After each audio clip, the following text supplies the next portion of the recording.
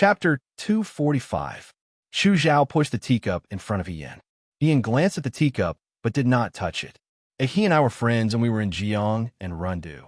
Why are we so distant now that we're back in Shuajing? Xu Zhao asked with a smile. Ian looked at him. I heard that fourth young master was seriously injured a few days ago. Are you okay? I'm fine. Xu Zhao smiled. But I'm happy that he is worried about me. Ian frowned at him. Why did Xu Zhao's words sound like he was flirting? In the past, when they were in Jiang Rendezvous, Ian only took it as a joke and didn't take it to heart. Now that she and Xu Zhao had each been granted a marriage, even if the marriage between Su Pingting and him could no longer be held as scheduled. After all, the status of the two of them was still somewhat subtle. Could it be that he wanted to use her to deal with Xiao Zhu? Ian pondered. The remaining members of Su Jingfu's faction had not been completely wiped out, and it was highly likely that they would join Xu Zhao's faction. In that case, Xu Zhao and Xiao Zhu were still rivals. If Xu Zhao wanted to use her to deal with Xiao Zhu, would he use his beauty to trick her? That was too much of a sacrifice. Seeing Ian's strange gaze, Xu Zhao paused for a moment. After a while, as if he had seen through her thoughts, he shook his head and laughed. What is he thinking about now? Fourth young master, Ian said seriously. Where did you get Missy's hairpin? Young Mistress Su? Xu Zhao said. I saw that he took good care of young Mistress Su. So, I ordered someone to take her hairpin. This was not a gentleman's action, but I just wanted to see a he. He asked. He is very sincere towards young Mistress Su. The matter between the he and Su clans was ultimately caused by me. I happen to have the same name as Miss He's elder sister who passed away. It's fate, so it's only right for me to take care of her. Ian answered smoothly. Xu Zhao took a sip of tea and sighed. If that's the case, I really envy Miss He. What are you jealous of? I envy a he for being so concerned about her. Ian, she now understood that Xu Zhao was clearly flirting with her. Moreover, compared to before, he was flirting with her in an unbridled and open manner. Ian lowered her head and looked at her own hands. Was it because she hadn't shown her kung fu in front of others for a long time that people had forgotten that her fists could smash her two into pieces? Fourth young master, you didn't ask me to come here to talk about this, right? Ian asked. If you have something to say, just say it. Xu Zhao smiled and restrained his expression for a moment. He treats me like an enemy now. Is it because of military governor Xiao? Ian looked at him and didn't say anything. It's almost the new year. Xu Zhao looked at her with a gentle gaze. There seemed to be a hint of sadness in his eyes. He will be marrying military governor Xiao soon. Fourth young master, do you want to congratulate me? Xu Zhao shook his head. No, I want to ask you, are you really going to marry military governor Xiao? Ian, of course. Can you not get married? Ian was simply baffled. Why not get married? Because, he looked at her with a smile. I like a he. Ian, in her previous life, when she was the second daughter of the He family, although she had interacted with many men, no one had ever confessed to her. Even when she was married to Su Zhiheng, Su Zhiheng had never said the word like. She didn't expect that after her rebirth, so many peach blossoms had bloomed. Putting aside the rotten peach blossom fanchong, whether it was Mu Yi in Jiang City, Xiaoju now, or Chu Zhao now, Ian had some doubts. The daughter of the He family was quite beautiful, but she couldn't be considered an outstanding beauty. How could she be so attractive? Xiao Zhu and she were fated to be together for 2 lifetimes. What about Mu Yi and Chu Zhao? They hadn't even spoken to each other a few times. Wasn't it a bit too casual to say that he liked her? Fourth young master, these kinds of words can't be said casually. Ian composed herself and politely replied, I'm not joking. Chu Zhao looked at her gently, but his gaze was very serious. When I saw a he at the Liang Province Guards, I already liked a he. Ian couldn't help but have goosebumps. She thought that she still wasn't used to hearing such straightforward words of love. Thank you for your love, fourth young master, but, she said, I already have someone I like. Military Governor Xiao? Yes. Ian answered readily. He's always so direct. Chu Zhao was still smiling, but his gaze was a bit dim. He asked, why do you like military governor Xiao? Why? Ian was stunned. She never knew that there was a reason to like someone. Liking someone was just liking someone. Why should there be a reason? If she had to give a reason, it was probably because Xiao Ju was really too good. When he saw that she wanted to eat loquat, he secretly stuffed loquats into her bag. He had the brothel mother change the liquor to sweet rose dew. When he knew that she didn't have enough strength to lift a knife in the academy, he purposely chose a knife master. When he saw that she was seasick, he gave her seasickness medicine and lied that it was poison, and so on. What was strange was that he seemed to have never been treated gently by anyone, but he seemed to know how to take care of people. After thinking for a while, she smiled and said, I wasn't very popular in the past. There weren't many people who were good to me. So every person who was good to me, I firmly remembered it. Later, I found out that the people who were good to me were all the same person. How could I not like him? I will also be good to you, Chu Zhao said warmly. Ian looked up at him. Fourth young master Chu, we are not the same kind of people. There was silence in the tea room. Chu Zhao's eyes were lighter in color. This made him look more gentle than others. But now, his eyes were like fluorite that was about to shatter. They were so fragile that it made people's hearts ache. Ehi, I am very sad to hear you say that. Ian said, I'm sorry. Although she had never been good at dealing with intimate relationships between people, Ian didn't have much struggle in her heart when she said those words to Chu Zhao. Chu Zhao and she were not the same kind of people. This was an undeniable fact. Because of her previous life, she preferred people who were frank and open. She didn't like people who kept 30% of their words and 70% of what they said. They were always unpredictable. In the end, they were adults. Ian didn't want to make the atmosphere awkward. He smiled. Moreover, I am about to get married. Fourth young master asked the emperor to spare Miss Su's life.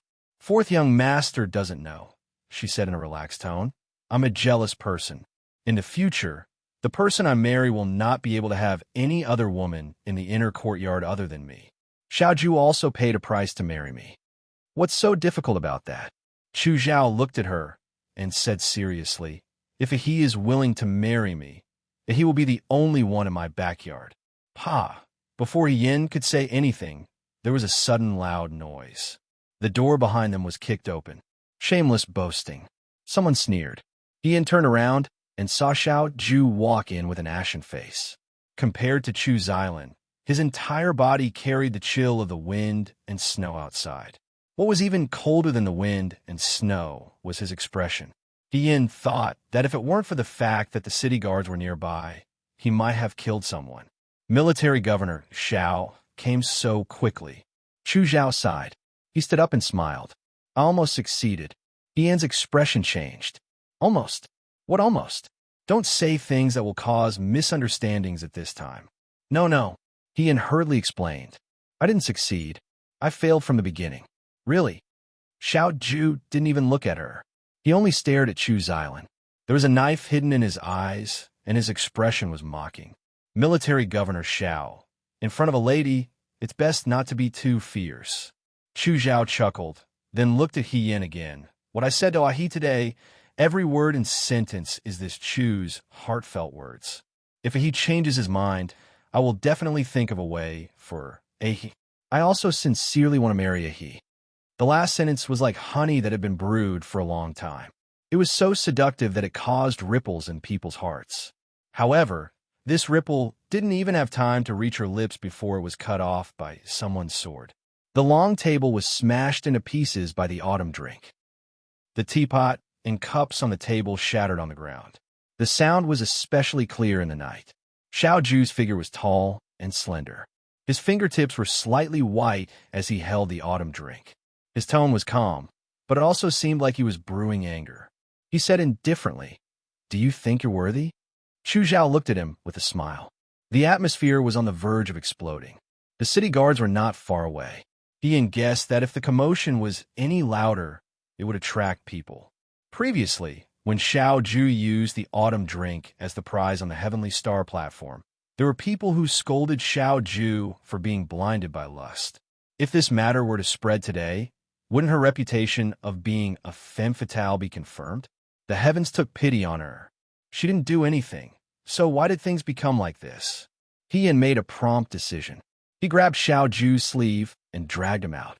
At the same time, he turned to Chu Zhao and said, "It's too late today. Let's not talk anymore." Fourth young master Chu goodbye. Chu Zhao smiled and said, "Okay." He dragged Xiao Ju out of the tea room. The two plain-clothed children at the door had already disappeared. After taking a few steps out of the courtyard, Xiao Ju suddenly flung his hand away. Yin was stunned. He saw that this person had already walked in another direction. There was no doubt that he was angry again. However, this time, Yin could understand. She was about to get married, but she was caught trying to steal someone else's girl. If she were in his shoes, she would also feel unhappy. However, Yin also felt wronged. She chased after He Xining and saw Chu Zhao. At first, she thought that Chu Zhao had something to say to her. Yin was still thinking about whether she should beat him at his own game. However, she didn't expect Chu Zhao to confess to her in such a mushy way. She didn't expect this to happen. Sigh, forget it. Anyway, second young master Xiao was angry again. She had to calm him down first. "Xiao Ju, slow down. I can't catch up," Yin called out to him from behind. However, this time, Xiao Ju didn't slow down like before. It seemed that he was very angry. Yin caught up with him from behind. When she reached him, she turned around and hugged him by the waist. "Stop, don't walk." Xiao Ju was hugged so tightly that he couldn't walk. He didn't look at her and turned his head to look elsewhere. His expression was still very cold. "I'll explain to you," Yin said hurriedly. "What happened today was definitely an accident. He came to me with Xining's hairpin. I thought that something happened to Xining, so I went to see him. I didn't expect that he was just tricking me to come out and talk to me. I definitely didn't meet him in the middle of the night. There's definitely no affair." It would have been better if she didn't say the last sentence. The moment she said it, the surrounding atmosphere became even colder. "Don't be angry. It's not good for your health." Ian reached out and rubbed his chest. "You're so young. You're so angry all the time. Be careful that you don't get sick." Xiao Ju blocked her hand and frowned. "Don't touch me." "No." Ian clung on to him like a rascal. "Unless you're not angry anymore." Xiao Ju took a deep breath and looked down at her. His tone was very cold. "Even if he lied to you, why didn't you leave immediately after knowing that you were tricked?" "I didn't know what he wanted. I thought that he had something important to talk to me about." Ian explained. "It's so late at night. Since I'm already here..." "Since you're already here?" He looked at Yin in disbelief. "Since I'm already here, of course I have to ask you clearly," Yin said righteously. "How would I know that he was here to talk about some irrelevant things?" Then he muttered in a low voice, "He scared me to death." Xiao Ju sneered. "I told you to stay away from him." I know. Yin pointed to the sky and swore. "I'll stay away from him in the future." Of course. Who would have thought that Chu Zhao would have such an idea about her? Just thinking about it made her hair stand on end. Xiao Ju's expression softened a little. Ian looked at him. Seeing that he didn't seem as angry as before, she asked, "But how did you know that I was here?" She exclaimed, "You got someone to follow me again?" Xiao Ju said angrily, "I didn't follow you. I followed Chu's island." Ian said, "Oh, you care more about Chu's island than you do about me. Look at how magnanimous I am. Why am I not angry?" Xiao Ju stared at her without saying a word. "I was joking." Ian smiled. Suddenly, she thought of something. "When did you arrive?" She was stunned. "You arrived from the beginning." The young man raised his eyebrows slightly. "Ian, what did you hear?" She asked tentatively. "What should I hear?" Ian didn't say anything. What should she hear?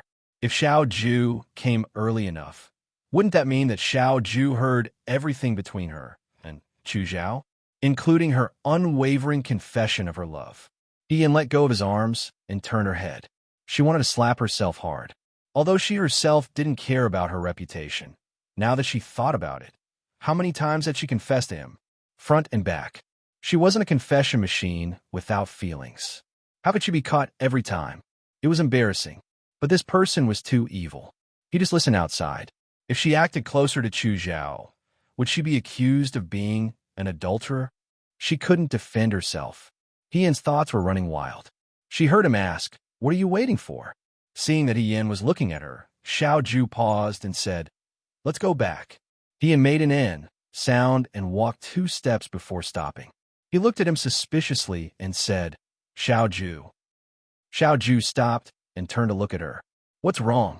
I thought about it carefully. It doesn't seem worth it, He Yin said. What's not worth it? He Yin blinked. How many times have you heard me confess? I've never heard you confess. Xiao Ju what? He Yin said it confidently. Don't blame her for being calculative. Now that she thought about it, Xiao Ju was reserved. She always beat around the bush. He Yin didn't understand her words. Anyway, she took a step forward and said, You didn't say you liked her. Liked her? He looked at He Yin and asked. He Yin nodded. Yes. Lady, he called He Yin's name, which made He Yin quiver. What do you want to confirm? He Yin was speechless for a moment. To be honest, she just wanted to take advantage of Xiao Ju verbally and listen to him say something nice. However, Xiao Ju was so serious that she didn't know what to say. She was about to find an excuse to brush him off when the person in front of her took a step forward. The young man's face was close to hers. His face was clean and beautiful. When their eyes met, there seemed to be an inexplicable emotion in his deep black eyes. It made her blush and her heart beat faster. Ian only managed to say one word before he was interrupted by him. He took a step forward. The first time I picked loquats was for you. The first time I taught her swordsmanship was for you. He took another step forward. The first time I helped her apply medicine was for you. The first time I gave her candy was also for you.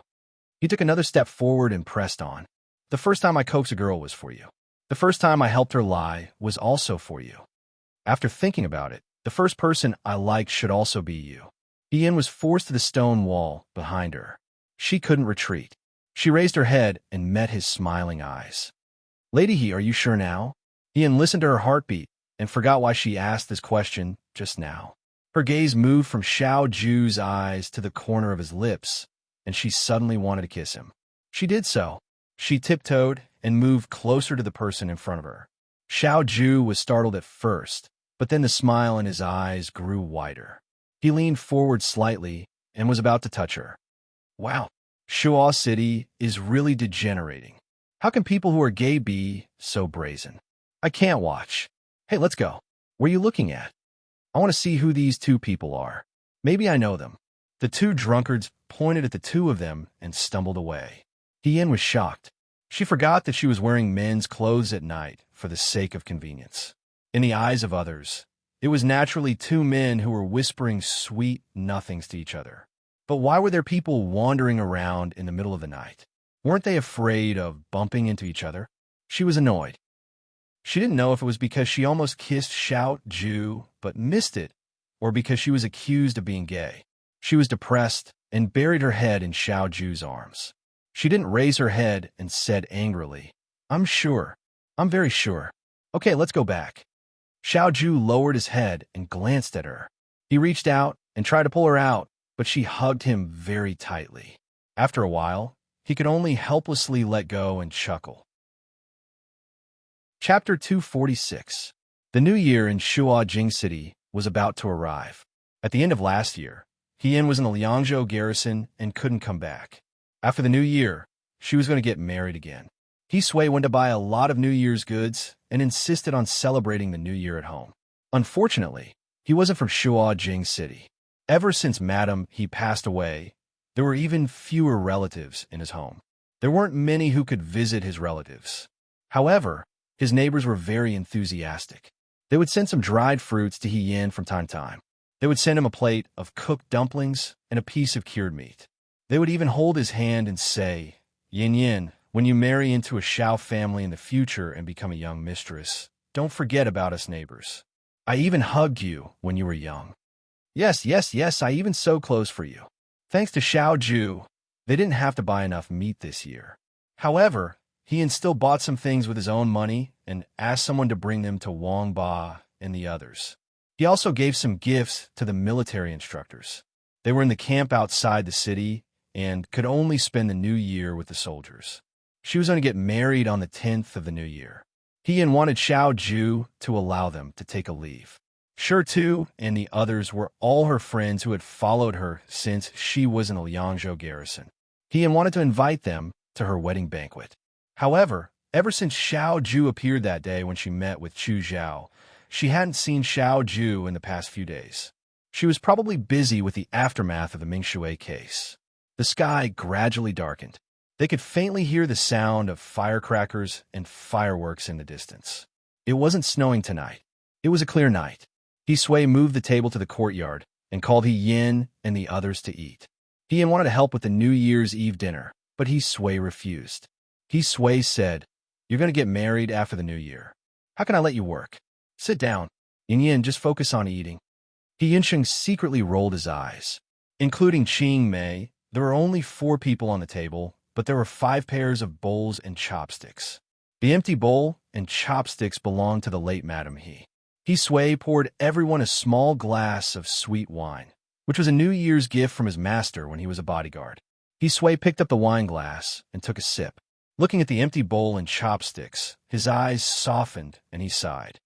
If Ahui was still here, she would be so happy to see Yin Yin get married. Ahui was the deceased Madam He. He Yin was a little sad. The real second miss He was gone, but all she could do now was to live on in her place and protect He Sui, He Yunsheng, and Qing Mei. "Father, let's not talk about this on such a joyous occasion," He Yunsheng frowned. "Besides, my mother might have been an immortal in the heavens to bless my elder sister and let her get married smoothly. Look at her. If it wasn't for God's blessing, I think she can only quarrel with me at home for the rest of her life. No one would want to marry her." Ian looked at him with a smile. Yes. But Yinsheng, I think you're not young anymore. I don't know what kind of girl you'll marry in the future. Would the girl be willing to take a fancy to you? If you don't change your temper, maybe you can only quarrel with Xiang at home in the future. You're talking nonsense, He Yinsheng immediately retorted. He uncupped his chin and moved closer. Oh, do you already have a girl you like? Tell me. When it came to quarreling, He Yunsheng had never won against He Yin. In a moment of anger, he turned to He Sui. "Father, look at He Yin. There's nothing wrong with what your sister said. He Sui was always on He Yin's side. You should learn from your brother-in-law." He Yin was lowering his head to taste the wine. When he heard that, he almost choked. He said the word brother-in-law very fluently. He Yinsheng looked at him gloatingly. Qing Mei covered her mouth and laughed in a low voice. Okay, let's not talk about this. He Sui raised his glass. In the new year, I hope we'll all have good luck and good things. The afterglow of the fireworks could be seen in the night sky. The new year was coming. He Sui didn't allow He Yin to drink too much wine. He Yin only drank a small cup. It was enough for him. He Yinsheng, on the other hand, drank a lot. Originally, the family had agreed to stay up for the new year together. However, the father and son fell down before the time was up. He Yin and Qing Mei spent a lot of effort to send the 2 of them back to the bed. Then, they returned to the central room and lit the stove. Qing Mei rubbed her hands and said, "I didn't expect young master and old master to be drunk so early." He Yin didn't know whether to laugh or cry. He Yinsheng suggested staying up for the new year, and he was sleeping soundly. Forget it. He would just treat it as helping him to stay up. "Do you want to eat?" He Yin handed a roasted orange to Qing Mei. Qing Mei took it and peeled the orange. She took a piece and put it in her mouth. The He family didn't treat Qing Mei as a servant. They didn't follow the rules of a master and servant like other wealthy families. The orange was a little sour. Qing Mei squinted her eyes and swallowed it before saying, "I didn't think so at first. However, since it's the new year, I feel that the family is a little lonely. Old master and young master aren't here. There's only young master and me." Looking at other families, the whole family was happy and harmonious. It was very lively. He didn't think that there was anything wrong with this. She had been alone a lot, so she wasn't as depressed as Qing Mei. Instead, she looked at Qing Mei and nodded. "We should have called Qi Wu over." Qing Mei was stunned. What does this have to do with Imperial bodyguard Qi Wu? It has something to do with him. He also took an orange and said while eating, "He lived here every day previously. You didn't say it was lonely. Now that he's not here, you say it's lonely. You're missing him." Qing Mei was stunned. She denied it without thinking. "I didn't. Young miss, don't talk nonsense. Actually, it's nothing." He put the peeled orange on the stove to roast. The hall was immediately filled with a fragrant smell. "After I go to the Xiao family, you'll be the only servant in our family. Of course, you'll have to go with me. At that time, you'll see Chi Wu frequently. At that time, you won't feel lonely anymore. Young Mississippi Ching Mei anxiously stamped her feet. Servant really didn't mean it that way. I think Chi Wu isn't bad. He deliberately teased her. He's born pretty good. He's also a member of the 9 Flags Battalion. In the future, he might even be able to become an official. Moreover, he listens to you. I saw that he swept the floor when you asked him to and hung the clothes when you asked him to. If he doesn't have feelings for you, why would he listen to you like this? Young Miss Ching Mei was angry. Her face flushed red. She suddenly stood up. She stopped eating the orange and didn't want to stay up all night. She only said, "Servant didn't mean it that way. Young miss, please don't speak nonsense. There's nothing between me and Imperial Bodyguard Chi Wu." She put the orange back and ran away. Eh? Ian asked from behind. You're not staying up all night? I'm not staying up all night. Ian felt a little regretful. He shouldn't have teased her like this. Now, he could only stay up all night. She picked up the orange that Ching Mei put down and tossed it up. She sighed. You're a little girl who doesn't mean what she says. Someone's voice sounded. You know a lot. Ian turned around and saw Xiao Ju leaning against the door. She was looking at her with a faint smile on her face. Xiao Ju. She was overjoyed. Why are you here? She looked outside. You came in directly? I knocked on the door. Xiao Ju said as she walked in. However, your house doesn't have any Imperial bodyguards. It doesn't make much of a difference whether I knocked or not. She was speaking the truth. Ian pulled her to sit by the stove and stuffed an orange into her hand. Do you want to eat? Xiao Ju took the orange. She only held it in her hand and didn't eat it. Why are you here? Ian asked.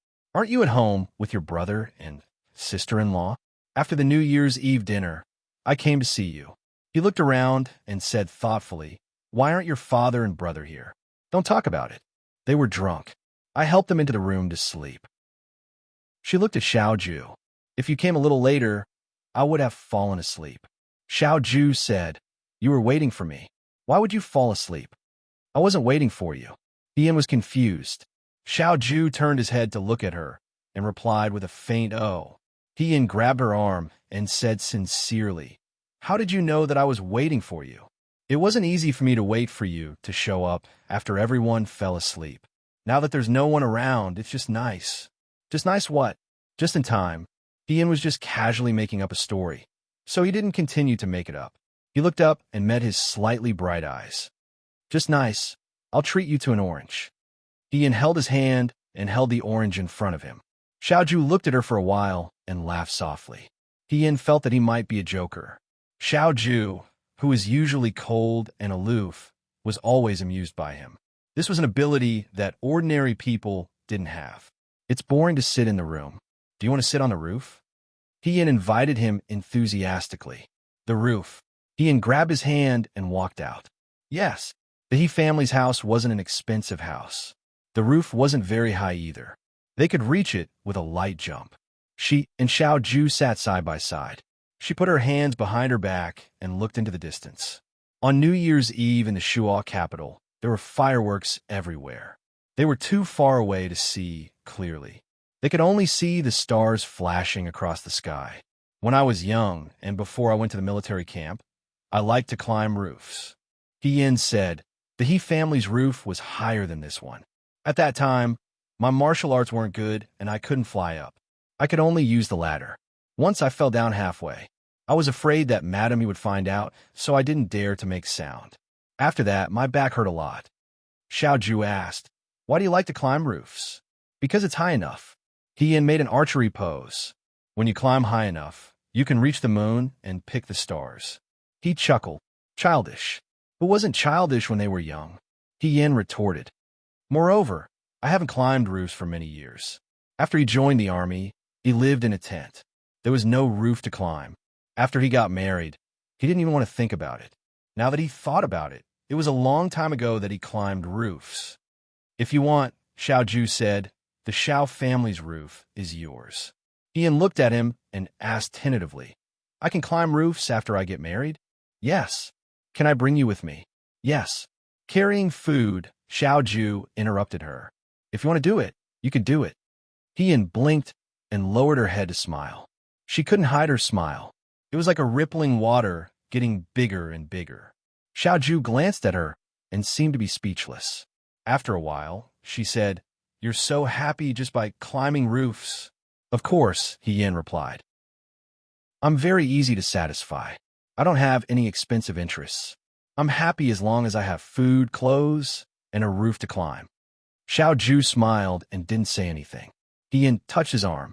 "Hey," He Yin said, "how's the matter with Su Xiangyu's gang?" Xiaoju's smile disappeared. A part of it belongs to Chu Xilan. This was something that He Yin had already expected. She asked, "You mean that Chu Zhao's previous righteousness was intentional?" "Most likely." Xiaoju looked into the distance. He should have replaced Su Jingfu's position in the crown prince's heart. "Do you know what the emperor thinks of the Yudo?" He Yin asked. "After this incident, the emperor won't accept the Yudo's request for peace, right?" Xiaoju didn't say anything. After a while, she shook her head. He Yin knew that Emperor Wen Xuan was no longer the most important thing. The conflict between the crown prince and the fourth prince would be planned sooner because of Su Jingfu's death. It wouldn't be long before the conflict between the crown prince and the fourth prince would be on the table. Xiaoju and the crown prince and the Guang Yin saw each other as enemies. If there was a conflict in the future, she would definitely stand on the fourth prince's side. However, she didn't have the right to do so. If the emperor wrote an imperial edict to pass the throne, she would at least suffer in terms of reputation. "Don't worry," Xiaoju said. "I know what I'm doing." He Yin smiled. "That's true. Today is the new year. It's better not to think about these things." "The wedding dress is ready." Xiaoju suddenly changed the topic. "In a few days, it will be sent to your residence." "So soon?" Xiaoju glanced at her. "The wedding is in less than 10 days. How is it fast?" He Yin smiled and said, "Although that's true, but..." She didn't feel it usually, but when she heard him say this, she suddenly felt a little nervous. "After tomorrow, I won't see you again." He Yin asked why. "Newlyweds can't see each other a few days before the wedding." Xiaoju replied. He Yin said softly, "I don't usually see you as a person who follows the rules." Xiaoju raised her eyebrows. "What I mean is," He Yin grabbed her hand and said sincerely, "You're right. It should be like this. With you taking care of everything, I'm very relieved." She now understood that Xiaoju was a person who could be persuaded by reason but not cowed by force. As long as she said a few words of praise to him, he would be very happy. If she had known that this person was so easy to please, He Yin thought to herself, she should have hugged his leg and flattered him more when they were in the Xianchang gymnasium. Perhaps, other than swordsmanship, he would have taught her knife skills and horsemanship as well. Her acting was clumsy. However, Xiaoju only looked at the hand that He Yin had grabbed. He paused for a moment and then placed her hand in his palm. "He Yin." He called her name. "Ah." "Happy New Year," he said lightly. His black eyes were filled with stars in the night sky. It was more moving than the fireworks in the sky. He Yin was stunned for a moment. A warm feeling of satisfaction gradually rose from her chest. She suddenly felt that this new year was truly a brand new one. "You're welcome." She tilted her head and leaned on Xiaoju's shoulder. She rubbed her head. "Happy New Year to you too." At the end of the street, the sound of firecrackers could be heard. Every household had new spring festival couplets pasted on their doors. Shi Jinbo's residence was especially bleak this year. Originally, according to this time, the Chu family should have just married into the family. It was a perfect day for marriage. Unexpectedly, something happened to the Su family not long ago. Even the Chu family was unlucky. In the end, Chu Zhao put righteousness before family and avoided disaster for the time being. However, because of the marriage between Shi Jinbo and the Su family, he became the laughingstock of the capital. Chu Linfeng cared about his reputation and didn't leave the house for the entire new year. There was no joy in the new year in the residence. It was extremely cold and cheerless. In Chu Zhao's courtyard, there was even more silence. When Su Pingting first arrived, she learned the truth about Su Jingfu's death. Every day in the courtyard, she scolded Chu Zhao for being heartless and repaying kindness with evil. After a few days of being taught the rules by the nannies in the courtyard, she became much quieter. However, because of this, the only bit of liveliness in the entire courtyard dissipated. Chu Zhao sat in the room. The sound of the fireworks was very far away. The outside and inside of the residence were like two completely different worlds. Someone came in from behind. The servant said, "Fourth young master, there's a letter from Miss Ing Xiang." Chu Zhao took the letter and read it. After a while, he placed the letter in the flame of the oil lamp and let it slowly burn out. There was also a strangely shaped piece of too on the table. It was as flat as a person's palm. Upon closer inspection, it seemed to be in the shape of a horse. However, the broken part was rough and uneven. It was out of place with the other decorations on the table. Chu Zhao's gaze fell on the piece of too. His expression gradually became distant. The servant paused and struggled for a moment. Finally, he couldn't help but ask, "Fourth young master, when you saw Missy that day, why didn't you use young Mistress Sue as bait to make Missy stay?" He Yin valued He Xining so much. If He Xining was used as a threat, He Yin and Xiao Ju's marriage might not have been successful. "It's useless," Chu Zhao replied. The servant didn't understand and looked at the person in front of him. The man sat alone in front of the table. The weak light from the oil lamp made his figure appear thin and lonely. It was as if he was the only person in this huge residence. It seemed as if he was going to sit here alone forever. "She's a woman who can control her own fate," Chu Zhao said with a smile after a long time. "No one can threaten her. I can't, Xiao Huijin can't, and He Xining can't either." The night market in Jiangshui City appeared in his mind. A young girl with bright eyes was walking on the street. The crowd was surging, and the lanterns were bright as day. She just stood there. She was different from the others. She was like an eagle that wanted to spread its wings. With just a glance, he knew that she yearned for the sky and not a cage. He was a person who couldn't control his own fate. That was why he was inexplicably and irredeemably attracted to her. However, he was destined to be abandoned, because just as she said, they weren't the same kind of people. They never were. Chapter 247. The days from the new year to the 10th seemed to pass very slowly, but also seemed to pass very quickly. In the blink of an eye, it was the day of He Yan's wedding. Early in the morning, Xia Chengxiu rushed over in a carriage. The He family had very few relatives in the capital. Because of the death of Madame He, they had long lost contact. Afraid that no women would come to help, Xiao Ju asked Yin He to invite Xia Chengxiu over. Of course, Yin He was extremely unwilling, but Xia Chengxiu was easy to talk to and came over early. She combed He Yan's hair and said with a smile, "Miss He, don't worry. Today, I will dress you up as the most beautiful bride in the capital." He Yan smiled and said, "It's not that important whether I'm beautiful or not." "That's true." Xia Chengxiu put down the comb. "As long as military governor Xiao thinks it's good, then it's fine." He Yan couldn't help but feel his teeth ache. Qing Mei came over with a box and said, "Miss, change into the wedding dress first." The dress was sent over by the Xiao family yesterday evening. It was a bit late at the time, so He Yan just tried it on and confirmed that it fit. Now that the box was opened, Xia Chengxiu exclaimed in surprise. He Yan asked curiously, "What's wrong?" "This embroidery." Xia Chengxiu gently touched the pattern on it. "It looks like the Wei's long-lost Wu Zhuang embroidery." "What's Wu Zhuang embroidery?" Qing Mei was also puzzled. "It's a cloth shop that was famous for its embroidery skills, but it disappeared later. Back then, the owner's daughter, Ruxing, had uncanny embroidery skills. Even the nobles in the palace rarely had a piece of cloth." Xia Chengxiu smiled. "Military governor Xiao found an embroiderer from somewhere to make this wedding dress. It's clear that he put in a lot of effort." Ian was slightly startled and took the wedding dress out of the box. Qing Mei helped Ian get dressed. The wedding dress had a top and a lower garment, with colorful dragons and phoenixes embroidered on the front. The hem of the long dress was huge, and the corners of the dress were embroidered with fine cloud patterns with golden red silk thread. It was very charming and beautiful. The wedding veil hung down from the shoulders to the front, with a golden jade pendant hanging from it.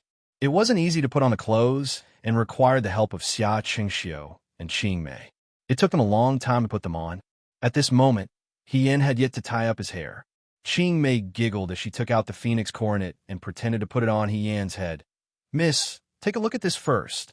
Hien looked at herself in the mirror. Her phoenix coronet was not like the other aristocratic daughters' coronets, which were made of gold and jade and inlaid with jade. On the contrary, it looked exceptionally small, as if it was made of silk and was as thin as a cicada's wing. It was studded with rubies and pearls. When she wore it on her head, it was as if she was covered in a layer of red clouds. The crystal beads by her ears made her face look exceptionally white and beautiful. "Miss, you are so beautiful." Qing Mei looked at her in a daze. She had been by Hien's side since childhood and knew that Hien was born beautiful. But now, it was as if the dust on the gemstone had been brushed away. It was so beautiful that people couldn't take their eyes off her. Military Governor Xiao is very good at choosing wedding dresses. Xia Chengxiu was also stunned. After a while, he smiled and said, "Among the brides who have been married in the Shuo capital these years, if we talk about wedding dresses, none can compare to the one Miss he is wearing." He also felt that this wedding dress was very beautiful. Unfortunately, she didn't have any talent in poetry and couldn't come up with any beautiful words to praise it. She could only secretly praise it in her heart. When Hien got married in the He family, the wedding dress was also expensive and fitting. But when she wore it, Hien felt a little uncomfortable. Later on, when he thought about it, that wedding dress was especially charming and elegant. It was completely different from her own temperament. But the dress in front of him in the mirror, from head to toe, was perfectly ironed. "Sit down first." Xia Qingxiu took the phoenix coronet away. "I will comb your hair first. After I comb your hair, you can wear the phoenix coronet. It should look even better." Hien was pressed into a chair by Xia Chengxiu and watched as she combed his hair. Qing Mei stood to the side with a small box of jewelry. From time to time, she handed Xia Qingxiu a pearl hairpin to comb his hair. Suddenly, she felt a little disappointed. From now on, Miss will have to wear her hair in a bun. Time really flies. After getting married, Hien naturally had to wear her hair in a woman's bun. But when Hien was in this small courtyard, she was still a child. Qing Mei still remembered the first time she saw her Mississippi. At that time, Hisui brought Qing Mei back to the He family. Qing Mei saw a little girl with messy hair standing at the door and staring at Hisui aggressively. Hisui wanted to drive her away. Qing Mei suppressed the fear in her heart and timidly stepped forward. "Miss, don't drive this servant away. This servant knows how to comb your hair." She combed her hair for so many years. The long hair of the woman in the mirror was combed until it was as smooth as silk. Then, Xia Qingxiu gently coiled it up with a pearl hairpin, followed by a silk flower, an agate, a silver biao. Xia Qingxiu combed her hair very carefully, as if he was decorating a flower that was about to bloom. He couldn't wait to use all the beautiful and good things on her. The woman in the mirror went from not wearing any makeup to a voluptuous and beautiful face. Her face gradually became clearer. Hien looked at the person in the mirror in a daze. She didn't know that a woman could be so beautiful when she got married. At this time, someone knocked on the door. The sound was very soft. Qing Mei went to open the door. When she saw the person outside, she said with some confusion, "You miss he?" Hien was startled and then stood up. Yixing walked out from behind the door. She seemed a little nervous. She first looked at Hien and was startled. It wasn't until Xia Chengxiu asked softly, "Miss?" She finally reacted. "I heard that Miss He is getting married today, so I wanted to come and take a look." Yixing bit her lip and took out a palm-sized box from behind her back. "This is my wedding gift. After the accident at home, I didn't have much left. This is the earring my mother gave me when I got married. I heard that it was left to her by my grandmother. I don't have anything valuable. Only this." Yixing paused. She lowered her head and said, "If Missy doesn't like it." The next moment, the box was taken. Hien smiled at her. "That's great. I'm getting married today, but the earrings I got don't look very nice." She opened the box. There was a pair of amber earrings in the shape of a phoenix. She took it out. "This earring looks just right. It matches my wedding dress very well." "Xining," she called intimately. "Help me put it on." Xining was stunned. She asked uncertainly, "Me?" "Yes." Hien took her hand and put the earrings in her palm. Help me put it on. It's also good to get some of the joy. It was obviously winter, but the hand holding Hishining's hand felt warm. For a moment, Hishining's heart ached. She had mustered up all her courage to come here today. She was now the daughter and wife of a sinner. Wherever she went, she would be looked at with disdain by others. Coming here, she was really afraid that Yin would dislike her. It took her a lot of effort to explain to Wei Foreign. When she reached the door, she hesitated for a long time, not daring to enter. But now, Yin looked at her as if she was no different from other people. Hishining composed herself. She carefully picked up the earrings and put them on Hian's ears. After that, she took 2 steps back and looked at the person in front of her. She murmured, "Miss He, you're really beautiful." Her eyes slowly overflowed with a burst of sourness, as she thought of the day when she would be married. In fact, at that time, she was also nervous and perturbed, as well as a little expectant and shy. At that time, second madam, he also put this earring on Hishining's ear. At that time, Hishining thought that she was going to start a new and happy life. But it turned out that the marriage was so unbearable. The bride in front of her was really beautiful. Hishining thought. She really envied Hiyan. Hiyan's gaze fell on Hishining's eyes. She paused and suddenly took a step forward. She was afraid that she would shake her head, which was full of pearls and hairpins. She could only raise her head slightly. "Don't I look good?" "No, no, no." "Yes." Hisui came back to his senses. "Yin Yin is so beautiful." As he spoke, he suddenly choked up. "You and your mother look so much alike." Since Yin woke up, he knew that Hisui had a very good relationship with his late wife. Because Lady He looked like Madam He was very arrogant toward her. Now that Hisui saw this, she was afraid that he would miss her. She had to move to Hisui's side and gently patted Hisui's shoulder to comfort him. "Father," Yinshin rolled his eyes. "Why are you crying on such a big day? Don't you think you're asking for bad luck? Besides, Yin can't compare with my mother's beauty. You're exaggerating." Hisui was pulled back from his sadness by his words. Hisui scolded him. "How can you talk like that? It's true. Go away." Hisui pushed him aside and took out a thick stack of papers from his sleeve. "These are some land deeds and fields. Yin Yin, take them." Yin was startled. "What do you mean?" "I've seen the betrothal gifts from the Shao family." Hisui said, "Our family can't be compared with the Shao family, but based on our family situation, it's not shameful to tell others about your dowry. It's not written in the list. You can hide it secretly and don't tell Huijin. If you're short of money or don't have money in the future, you can use this." "Wait, Father," Hien asked. "Our family's foundation is almost emptied by the betrothal gifts. How can we get the land deeds?" Hisui showed a proud smile on his face. "When I married your mother, I became a live-in son-in-law. Ahem, I didn't have any betrothal gifts. But your grandmother and grandfather loved your mother, so they still gave her dowry. After your mother passed away, I didn't use any of the dowry. I thought that when you get married in the future, I could show some of it to others. Our family is rich and won't be looked down upon by your husband's family. As for the other part, he put the land deeds in Hian's hands. You can keep it. You're not a live-in son-in-law. You're going to someone else's house. You'll definitely need money. Don't ask Huijin for it. I'll get it for you. With money in hand, you'll have a stronger backbone." Hian had never thought that Hisui, this seemingly careless and rough man, would actually have such a meticulous mind. She didn't know whether to laugh or cry. She put the land deeds back in Hisui's hands. "Father, I don't want these. I have my own salary. I'm not short of money. Yinsheng is spending money now. Keep these for him. I don't want them." Before Hisui could say anything, Yinsheng refused first. He said, "How can a man only think about the money in the family? If I want something, I'll earn it myself. You can keep what mother gave you." Hisui slammed the land deeds on the table and said to Hien, "No, you have to listen to me on this matter. Yin Yin, take it. If you don't take it, I won't let you go out of this door." "Hien," she said, "Okay, I'll take it." She thought to herself, "Forget it. I'll find a way to put it back the next time we meet." Hisui looked at Hien and said with emotion, "When your mother died, you and your brother were the ones she couldn't let go of the most. I swore before her death that I would never remarry and raise you and your brother well.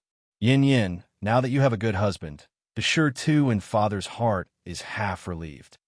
He reached out and wanted to touch Yan's head, but he was afraid that he would mess up Yan's hair bun. In the end, he only touched her head gently and then withdrew his hand. Your temperament is very different from your mother's. Originally, father thought that you were arrogant and willful and was afraid that you would be taken advantage of. Now, it seems that you are strong and have your own ideas. Even if you don't marry Xiao Huaijin, you can still live a good life if you marry someone else. Father is proud of you. Ian looked at the man in front of her. In her previous life, she had only been used and disappointed by the word father. Now, God seemed to want to compensate her by sending the world's best father to her. She now knew that a father's shadow could be so gentle and strong, silently loving his children as always. Father. She held He Sui's calloused hands and said with a smile, "Thank you. I'm also proud of you." Qing Mei's voice came from outside. "Miss, the wedding procession is almost here. Master, if you are done talking, quickly come out. Don't miss the auspicious hour." He Sui helplessly let go of her hand and looked at He Yin again. He was reluctant to part with her, as if he had thousands of words to say. In the end, he could only force out one sentence. "Yin Yin, father will go out first." He Yin nodded. Qing Mei came in and asked He Yinsheng to wait at the door. She tidied up He Yan's clothes and carefully covered He Yin with a veil. She held He Yan's hand and walked towards the door. She said softly, "Miss, you must not be nervous. Don't be nervous." When she spoke, her voice was slightly trembling. He Yin wanted to laugh. She was getting married, not going to a fire. Everyone in the He family was making the atmosphere of life and death. When they reached the door, Qing Mei said, "Young master, Miss is coming out." The bride was to be carried on the back of her brother to the bridal sedan. He Yinsheng half squatted and said nervously, "Come up." He Yin climbed on his back. The young man looked tall and thin, but his back was broad and warm. He Yin held his neck with both hands and whispered when no one else could hear, "Yinsheng, have you eaten breakfast?" "Shut up." He Yinsheng was a little nervous at first, but after being interrupted by her, his sadness disappeared. He only said, "I told you not to eat. You are so heavy." "Am I heavy?" He Yin frowned slightly. "You can't even carry me. How are you going to carry your beloved girl in the future? If that girl was as heavy as you, she wouldn't be my beloved." He Yinsheng gritted his teeth. He Yin said, "When I was in the Liang Province Guards, I could lift Tu Sure Tu, who was as heavy as me." "Little brother," she reminded him thoughtfully, "you need to exercise more. Can you stop talking?" He Yin said, "Oh." Sure enough, he stopped talking. The road from the door to the bridal sedan wasn't long, but He Yinsheng walked very slowly. After He Yin really stopped talking, he fell silent again. After a while, he said, "He Yin, what? Now that you are with the Xiao family, you can eat whatever you want. Didn't you tell me to eat less? If you really want to eat, then eat." He Yinsheng frowned. "You're already like this in your own home. You can't behave properly in other people's homes. In any case, just treat the Xiao family as your own home. Don't let yourself suffer. If anyone bullies you, just tell me. Even if I have to tear down the Xiao family's door, I will stand up for you." He Yin leaned on his back. No one could see that her face under the veil was twitching with laughter. "Thank you, but I don't think anyone would dare to bully your older sister. If someone really does bully me, I will get back at them myself. But you," she lectured He Yunsheng, "after I leave, don't always go against father. He is old. Why are you always arguing with him? Give in to the elderly. And you, be more generous in the academy. Your older sister is an official of the imperial court, and your brother-in-law is a famous general of the Dewey. Let's not talk about squandering money like it doesn't matter. Occasionally, you can pretend to be a hedonistic son." He Yinsheng was speechless when he saw that her words were getting more and more out of hand. After a while, he said, "We're here." The bridal sedan was right in front of them. He Yin got down from He Yunsheng's back and was helped into the bridal sedan by Qing Mei and Xia Qingxiu. The bridal procession had already arrived. She could hear the discussions of the people around her. Some of the voices reached He Yan's ears. "Hey, isn't that military Governor Xiao? Military Governor Xiao is here. He's here. Aya, he's so handsome. He also has a noble aura. What kind of luck did that girl from the He family walk on? How did she meet such a good marriage? Speaking of which, our little Peanut isn't bad either. Are they still accepting people? Even if she is sent in as a concubine, she will be pretty when she has children in the future. Bah, you're dreaming. If they really want to accept people, it won't be your family's turn first. My little Yezi is still unmarried. Ian sat in the bridal sedan and listened to the people's words. She really wanted to lift the curtain of the bridal sedan to see what the groom looked like. Speaking of which, she had never seen Xiao Ju in a red dress. She didn't know if she was as graceful as the moon and as beautiful as flawless jade. She could only faintly hear the sound of Xiao Ju bowing and saying goodbye to Yisui. It seemed like they were releasing the betrothal gifts and sending off geese. Then, the bridal sedan slowly got up and moved forward. This was the start of the bridal sedan. Accompanied by the sound of the bridal sedan rising, the children around them cheered. General Feng Yun in Shuo capital was getting married. Not only did the streets turn out, but both sides of the streets were also filled with people watching the ceremony. Xiao family's welcoming team was generous and casually threw out some money. The children laughed and fought over it, distributing the wedding candies to their new friends. Shun Han and Liang Ping were walking on the bridge when they heard the sound of gongs and drums from afar. The Liangzhou Guards instructors, as well as Wang Ba's group, were granted a rare day off. Today, they could personally attend Xiao Ju and He Yan's wedding banquet. At this time, they were going to follow the welcoming team to the Xiao Manor. I really want to see what Ahiga looks like in a wedding dress. Xiao Mai stared unblinkingly at the approaching bridal sedan.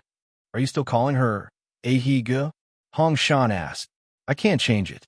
Xiao Mai scratched her head. Wang Ba snorted. In any case, I can't imagine what she looks like in a wedding dress. She's just a female bandit. No, Jiang Jiao said with a smile. Brother He's beauty is naturally different from the rest. We're almost there. Huang Xiong also smiled. Why don't we also go and steal some money? Let's get some luck. Uncle, you're already so old. Xiao Mai couldn't help but say, what's the use of getting some luck? It's better to let my brother go. He pushed Shirtu. Big brother, you go and steal. Shirtu looked seriously and didn't say anything. While they were talking and laughing, more children with the welcoming team ran over. Xiao family's wedding money was abundant. The children from poorer families in Shuo capital followed them from the beginning to the end of the wedding banquet. At this time, the man walking in front threw out a handful of money. The copper coins tied with a wedding string bounced to the bridal sedan chair and rolled down the bridge. A thin and small boy bent down to pick up the money at the bottom of the sedan chair. However, he was too thin and weak. Unexpectedly, he was pushed lightly and fell back. At this time, they were at the edge of the bridge. The bridge railings were low. The crowd screamed, and the child fell off the bridge. Ah! The child screamed in fear. In the next moment, someone flew out of the bridal sedan chair. Her robe was red like smoke. She grabbed the falling boy and held him in her arms. She stepped on the railings and landed lightly on the ground. The veil had already fallen to the ground the moment she flew out, revealing the face of the bride under the phoenix coronet. Her hair was black and her amber earrings were slightly trembling. Her red robe was embroidered with phoenixes. Her eyes were clear and bright, like the clearest stream in Shuo capital. There was a bit of confusion and a bit of realization. She was completely different from those delicate and charming brides who were shy and timid. She was also like the morning sun shining on the snow. There was a moment of silence on and under the bridge. It was unknown whether they were shocked by the sudden change or shocked by the bride's face under the veil. Ah, someone's voice broke the silence. The veil fell. What should we do? It's inauspicious. Ian let go of her hand. The little boy saw that he had caused trouble and ran away. She stood in the same place, not knowing what to do. Just now, when she was in the bridal sedan chair, she heard that something had happened. In a moment of panic, she acted without thinking, but forgot that she was in the middle of a wedding banquet. Was this inauspicious? Ian felt uneasy. Someone walked over and bent down to pick up the veil that had fallen to the ground. Ian looked up at him.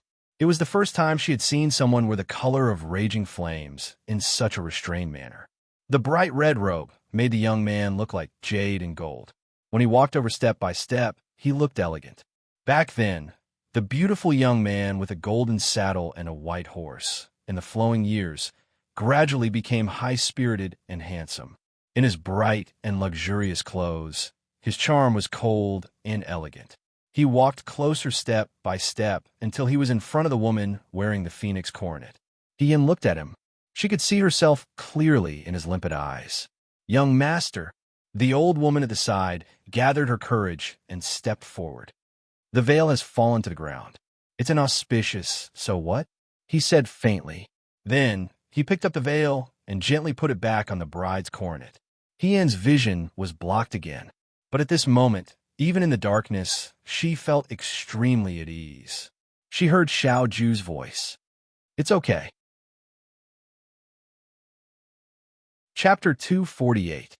The incident at the bridgehead did not affect the wedding procession. The bridal sedan was lifted again, and the procession slowly moved forward. Shenhan's anxious heart finally calmed down. He patted his chest and said, "You scared me to death." Fortunately, nothing happened. "Chief Instructor, did you see that?" Mrs. Skills did not fall behind. Liang Ping touched his chin and said, "Her movements just now were so swift. She is indeed a soldier that I taught." "Are you proud of the soldier that you taught?" Shenhan glanced at him. "If you have the ability, say it again in front of the commander-in-chief." "I don't dare." Liang Ping smiled embarrassedly. "We shouldn't call her Missy now, right?" Ma Damei moved forward and said, "Should we call her young madam?" "That's not right." Liang Ping scratched his head. "She has an official position now. We should call her madam." "Then, Madam Xiao He?" "Why does she sound like a man?" Xiao Mai bent down to pick up a piece of wedding money on the ground. Just as she straightened up, she heard the aunt beside her say, "How could Military Governor Xiao pick up the veil on the ground by herself just now? How inauspicious." "That's right." The bride's face was seen by others. "She is not particular about etiquette. I heard that she was originally a woman from an ordinary family. It's natural that she doesn't know these rules." "That's not right. Hey." A loud shout interrupted the women who were gossiping together. The women turned their heads and saw a strong man with a scar on his face staring at them fiercely. He shouted, "If she didn't go out, that boy will be dead now. You people are just standing there and talking. What the hell do you know?" The women were shocked. The leading woman retorted fiercely, "We are talking among ourselves. What does it have to do with you?" Wang Ba pulled out the long knife at his waist. When the women saw this, they were so scared that their faces turned pale. They stopped arguing with Wang Ba and turned to run away. Jiang Jiao coughed softly. "Brother Wang, you don't have to scare them like that. These shrews only know how to gossip behind people's backs. I don't like listening to them." Wang Ba sheathed his saber and scowled. "What bullshit rules are they? Who made the rules? If I say there is no such rule, then there is no such rule." He was used to being overbearing, so Jiang Jiao could only smile helplessly. My, on the other hand, shared his hatred for a common enemy. "That's right. Why don't they say that brother, he saved someone just now? Forgive me too." Hong Shan leaned against the railing of the bridge and smiled. "The three men that women in Shuo capital want to marry the most have been taken away by your Ahige. I'm not happy about it, but what's wrong with my mouth? Where it's possible to make mistakes, one should forgive them. Brother He's meddlesome nature hasn't changed even after becoming a woman." Huang Xiong shook his head and sighed. "Seeing someone in trouble, you want to save them regardless of the situation. I think that lady, he is no different from He Yin of the Liangzhou guards." Wang Ba snorted. "Otherwise, it wouldn't be like her. Let's go." He put away the string of wedding money he had just stolen. The procession has gone far. The bridal sedan circled around half of the capital before arriving at Shaofu. Before getting off the sedan, Chi Wu handed over a bow and arrow. A youth wearing wedding clothes walked to the front of the sedan and shot 3 red arrows towards the bottom of the sedan. The red arrows were firmly nailed into the bottom of the sedan to ward off evil spirits. Bai Rongwei helped He Yin down from the bridal sedan and handed the red string tied with a concentric knot to Xiao Ju and He Yan's hands. He Yin had a veil over her head and couldn't see anything. She had been blind for a long time and was used to being able to walk by herself, even in the dark. But today, she had completely given herself to another person and entrusted her entire body and mind to him. The bride held the concentric knot and was carefully led over the brazier towards the auditorium. The auditorium was already filled with people who were watching the excitement. Lin Shuanghe stood at the very front with a face full of smiles. And he glanced at his expression and couldn't help but say in disgust, "What's with your expression? Those who don't know would think that you're marrying a wife today. This is even more delightful than me marrying a wife." Lin Shuanghe opened his fan. "What is more delightful than your close friend marrying your close friend? Your close friends are too many and too cheap." And he mocked him. "Brother," Lin Shuanghe looked at him, "a loner like you doesn't even have many friends. Why did you come to our Huaijin's wedding? You think I really wanted to come?" Yin he sneered. He Yin sent an invitation to Cheng Xiu, and Cheng Xiu forced me to come. Who wants to see Xiao Huaijin get married? Who hasn't gotten married before? He glanced at Lin Shuanghe. "Oh, I'm sorry. I almost forgot. You haven't gotten married before. What do you know?" Lin Shuanghe closed his fan and smiled. "I won't give up the entire garden for a flower." Yin he replied with a cold laugh. As they spoke, He Yin and Xiao Ju had already arrived in front of the incense table. After the music was played and the firecrackers were fired, the two of them first offered incense and candles to the gods and ancestral tablets. Then they offered incense, prostrated themselves, and returned to their original positions. Then the couple bowed 3 times. Xiao family's parents were no longer there. Bai Rongwei invited the memorial tablets out of the ancestral hall. After paying respects to the heaven and earth, the husband and wife faced each other. He Yin lowered his head and bowed. Suddenly, it seemed that a long life had passed. When he got up, the crowd cheered. Cheng Lisu's excited shouts were mixed in. "Send them to the bridal chamber. Hurry, uncle, hurry up and lift the veil. I want to see Aunt." Song Tao Dao frowned slightly. "Lower your voice." "Why lower my voice?" Cheng Lisu's face was full of excitement. "Don't you want to see what Aunt looks like in her wedding dress?" Song Tao Dao silently rolled her eyes. She really didn't want to see. Who would want to see their sweetheart marry someone else in a phoenix coronet and a red wedding gown? But there was still someone beside her who didn't understand her meaning. "Ah, I didn't expect my brother to become my aunt in the end. It's unbelievable." Ian was led into the bridal chamber by Qing Mei and by Rongwei. They temporarily avoided the noisy crowd outside. She was covered by the veil and couldn't see anything. As soon as she sat down, she was startled. She reached out and grabbed a few longans. Bai Rongwei smiled. "Congratulations, He. It seems that you and Huaijin will have a child soon." He and Qing Mei quickly smoothed out the wrinkles on He Yan's wedding dress. Then, she hurriedly stuffed 2 snacks the size of a finger into He Yan's mouth. She whispered, "Miss, eat a few bites to fill your stomach first. The young master will be here soon to lift the veil. Eat carefully. Don't rub off on your fat." He Yan was originally calm, but after hearing Qing Mei's words, he became nervous. However, eating something could indeed ease one's nerves. She ate 3 or 4 bites in a row. Then, Cheng Lisu's excited voice came from outside. "Uncle, hurry up. Don't make my aunt wait." Immediately after, Song Tao Tao retorted, "You should shut up. I think you're the most anxious one." A group of people walked over noisily. He Yin thought that he'd seen a lot of wind and waves in his 2 lives, but at this moment his palms couldn't help but be covered in a thin layer of sweat. The bridal chamber was actually very spacious. However, Lin Shuanghe, Cheng Lisu, and Liang Ping all squeezed in. No matter how big the room was, it wasn't big enough. Xiao Jing handed the red cloth-wrapped weighing scale to Xiao Ju. She said, "Huaijin, it's time to pick the bridal veil." Xiao Ju took the bridal veil and slowly walked in front of He Yin. He Yin sat with his head lowered. She could see his black boots under the veil.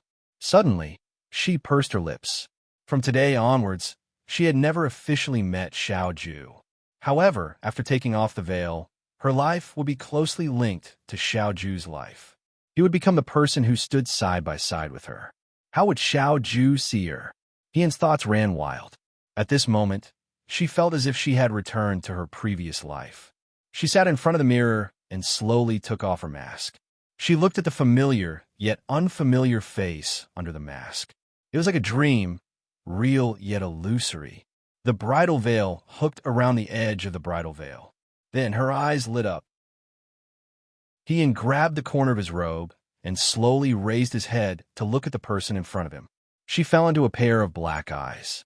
In an instant, the moonlight was blurred and the blue sky was bright. The man stood a step away from her and looked down at her. His red robe was like fire. In this crowd, he was stunningly beautiful. His eyes were like the night sky. But in the night sky, she could see a complete and clear reflection of herself. In his eyes, there was no one else but herself. Ian looked at him in a daze. It was as if she wanted to look at him forever. The room was so quiet that you could hear a pin drop. After some time, Lin Shuanghe shouted exaggeratedly, "Oh my God, I've attended at least 8 wedding banquets, if not 10, but this is the first time I've seen such a beautiful bride. How lucky is our Huaijin to be able to marry a fairy who descended from the heavens. How much good karma did you cultivate in your previous life to be able to have such good fortune in this life? Are you here to perform?" And he dug his ears and said disdainfully, "You're such a smooth talker." Shun Han and the other instructors were stunned. Liang Ping even blushed and said, "I didn't expect Hien to be even more beautiful than Dr. Shun in a wedding dress. If you want to die, I won't stop you." Shun Han warned in a low voice. "Don't drag me down with you. My aunt is so beautiful. She's my aunt." Chung Li Su clenched her fists excitedly. "I announced that the most beautiful woman in Shuo City is my aunt." Song Tao Dao held her forehead. However, from a woman's point of view, Hien was too beautiful today. Although she was charming when she was dressed as a man, when she sat there and looked up at the man in front of her, her eyes sparkled like stars in the Milky Way. "Brother Wang," Xiaomai asked Wang Ba, "this time you have to admit that Ehi Gu is really beautiful." Wang Ba waved his hand impatiently. "She's just so. He couldn't help but take a few more glances. "Brother, he is very good," Jiang Jiao said with a smile. "I see that military governor, Xiao, treats her very well. When men look at other men, they always have a lot of understanding." Bai Rong smiled and reminded him softly, "It's time to drink the nuptial wine." Hien came back to his senses and stood up with Qing Mei's help. Xiao Ju picked up the pot on the table and divided it into 2 cups. Hien carefully picked up 1 cup and held his wrist as he lowered his head and drank.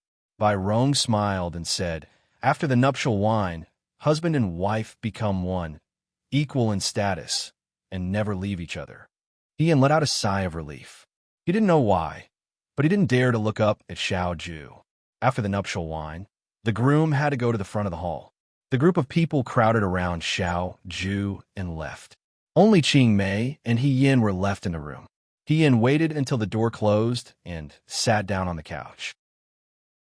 He patted his chest and said, "It's finally over. I was almost nervous to death." "Eh?" Qing Mei asked curiously. "Miss, were you nervous just now?" This servant saw that Miss was very relaxed. "Relax my ass, it was all an act." Hien took off the phoenix coronet on his head. The coronet looked small and cute, but when it was decorated with pearls and jewels, it was very heavy. After holding it up for so long, his neck was a bit sore. Qing Mei helped Hien put the coronet to the side. Seeing Hien already unbuttoning the wedding dress, she was shocked and quickly stopped Hien's hand. "Miss, you don't need to take off your clothes. This room is really hot, and there are so many clothes," Hien said helplessly. In order to avoid the cold, the heater in the room was very strong. Her wedding dress had 3 layers inside and 3 layers outside. It was winter, so her forehead was even sweating. However, Qing Mei was very stubborn. "No, miss, you have to listen to this servant. You can't take off your clothes." Hien and her deadlocked for a while. Finally, he admitted defeat and said, Okay, I'll listen to you. She stood up. After sitting in the sedan chair for half a day, her legs were numb. She poured herself a cup of hot tea. While drinking, she looked at the bridal room. As she looked, her expression became strange. When he first returned to Shuajing, Yan lived with the Xiao family for a period of time. He also went to Xiao Ju's room. Xiao Ju's room looked cold and simple. The color was also very plain. It was either white or black. In this bridal room, other than the chic character and red paper, the other decorations looked very gaudy. Even the legs of the table were padded with a layer of light pink cloth. Yan's mouth twitched when he saw this. How did Xiao Ju's taste change so much in such a short time? She didn't care. Moving from Lady He's room to this room was just a change of place. But didn't Xiao Ju feel uncomfortable?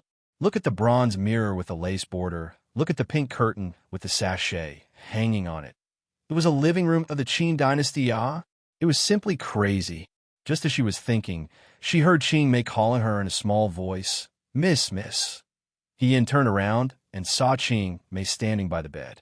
She had a difficult expression on her face, so he asked, What's wrong? Madam passed away early. When Miss got married, although there was Miss Chengxiu was still young. A few days ago, Aunt Lu in the alley gave this servant something. Her face was flushed red, and she stuttered as if she found it hard to speak. She trembled as she took out something from her bosom. She didn't dare to look at it and stuffed it into Yan's hand. Aunt Lu said that when Miss got married, her mother would give her this. So this servant took it back.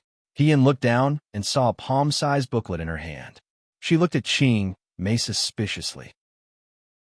When she opened it, she saw Qing Mei turn around in a panic. Yan glanced at it. Isn't this a picture of spring? Miss.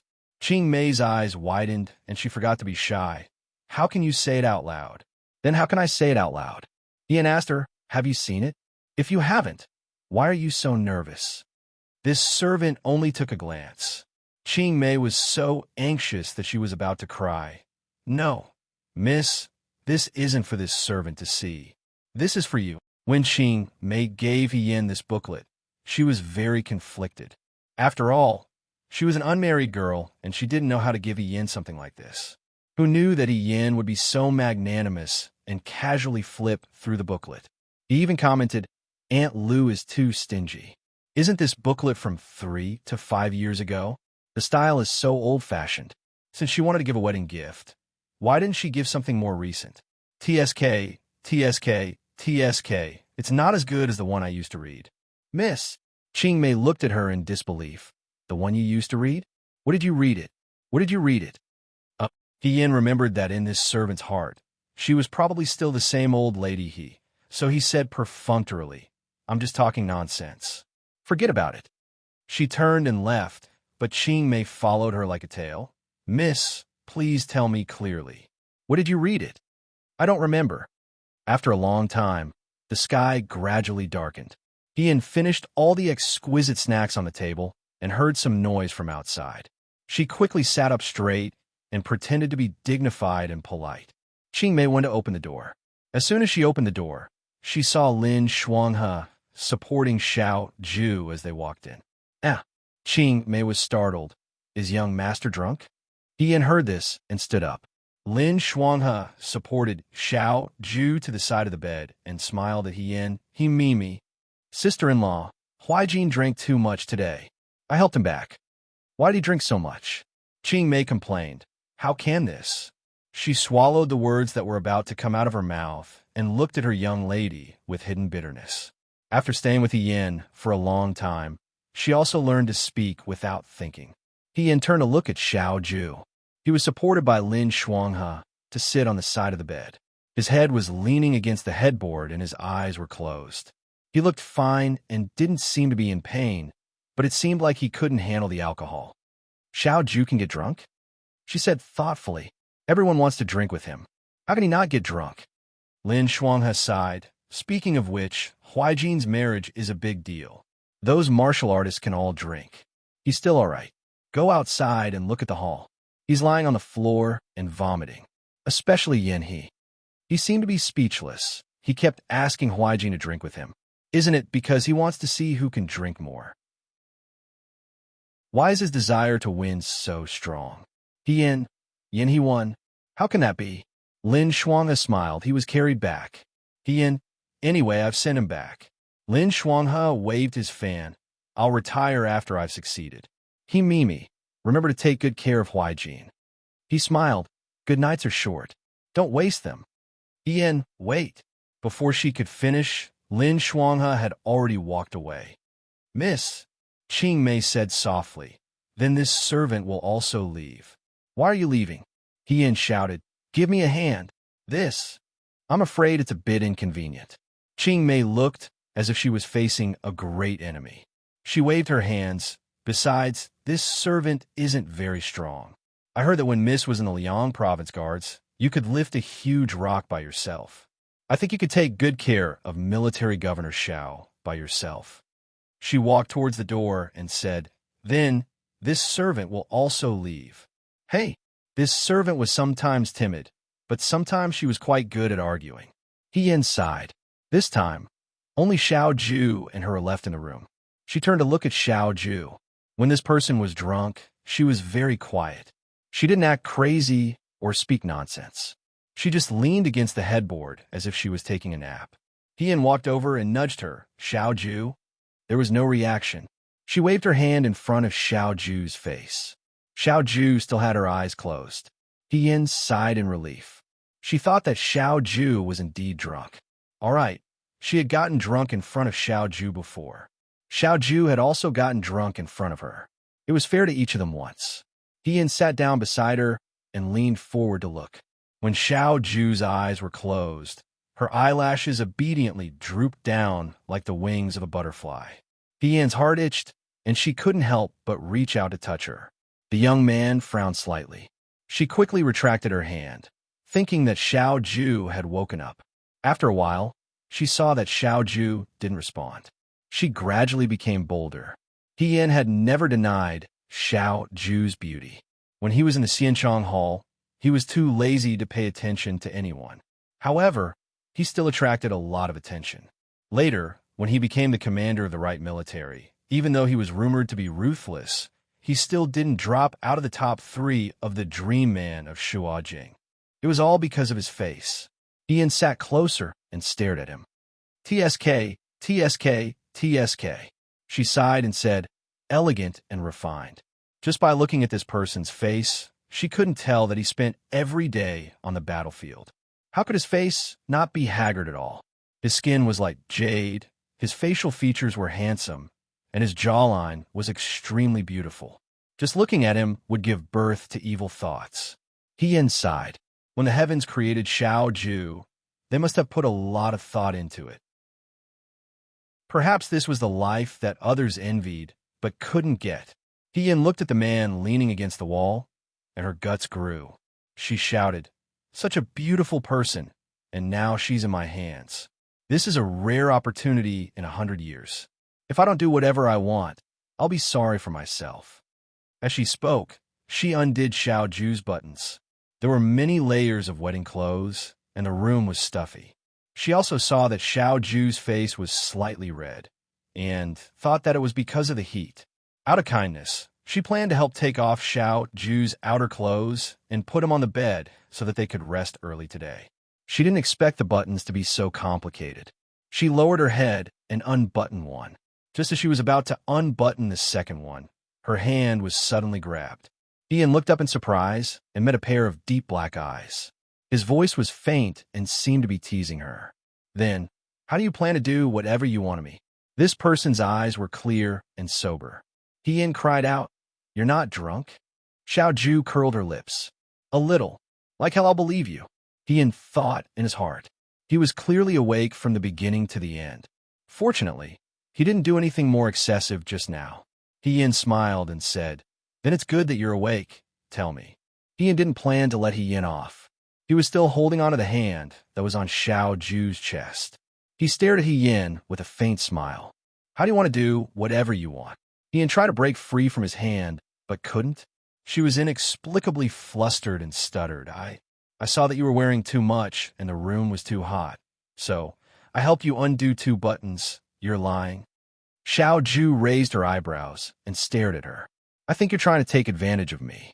Ian was speechless. That can't be. How can unbuttoning be taken advantage of?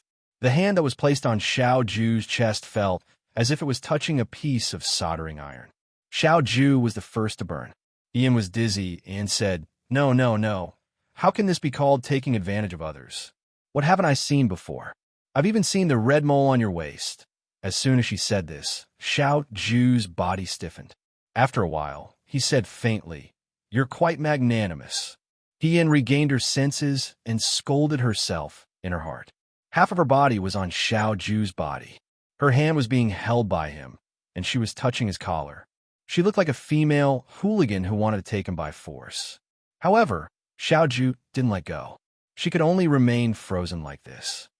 Xiao Ju, let go of me first. Let's talk things over. She held back for a while and finally managed to say this. Xiao Ju glanced at her and suddenly let go. He heaved a huge sigh of relief. She thought to herself, is this heater's son in the room? Why is it so hot that she's panicking and short breath? Xiao Ju's gaze fell on a corner of a book that was peeking out from under the blanket. She was startled and reached out to take it. What's this? Ian looked up and saw what she was doing. Her expression changed immediately. Wait! Her words were useless. Xiao Ju was already in her hands. Ian instinctively pounced on her and tried to snatch it away. That was the booklet that Qing Mei had given to her. Ian didn't have time to keep it properly when Lin Shuanga came in. She casually stuffed it under the blanket. She didn't expect that Xiao Ju would see it. Ian still remembered clearly how Xiao Ju's face darkened when he saw her looking at the erotic pictures in Jiang City. It was such a joyous occasion. She didn't want to make this young master angry again. Ian reached out to grab it, but was blocked by Xiao Ju's arm. She reached out again, but her hand was dodged again. Dodging and dodging, one advancing and one retreating. Xiao Ju's hands were long and held the booklet to prevent He Yin from touching it. He Yin had no choice but to jump up and pounce. She was caught off guard and tripped over the edge of the bed, falling straight down. Seeing this, Xiao Ju pulled her forward and the two fell straight down. The bed made an earth-shattering sound. He Yin turned her head to look. Fortunately, it didn't collapse. It was very sturdy. She looked at the booklet that she had grabbed and let out a sigh of relief. The next moment, she heard commotion outside. It was Chung Li Su's voice. Wow, what a big commotion. My uncle is really amazing. Then, she heard Chi Wu's voice. Who let young Master Chung in? Hurry up and take him out. I don't want to. I want to stay a little longer. Let me go. It seemed that someone had taken Chung Li Su away. Outside the door, silence gradually returned. Ian was stunned for a moment. When she came back to her senses, she was lying on Xiao Ju's body. She was still holding the booklet tightly in her hand. Her head was pressed against Xiao Ju's chest. She could feel his chest vibrating slightly. It seemed like he was laughing. He was laughing? Ian suddenly propped up half of her body and looked at Xiao Ju. He looked up and lazily said, General, he is amazing. That's natural. Ian was a little dazed. I'm no longer the last place in the Xianchang gymnasium. Yes. In his deep black eyes, there seemed to be a faint smile. He put his hands behind his head. General, he is a hero among women. You are invincible. I admit defeat. Your words are not sincere.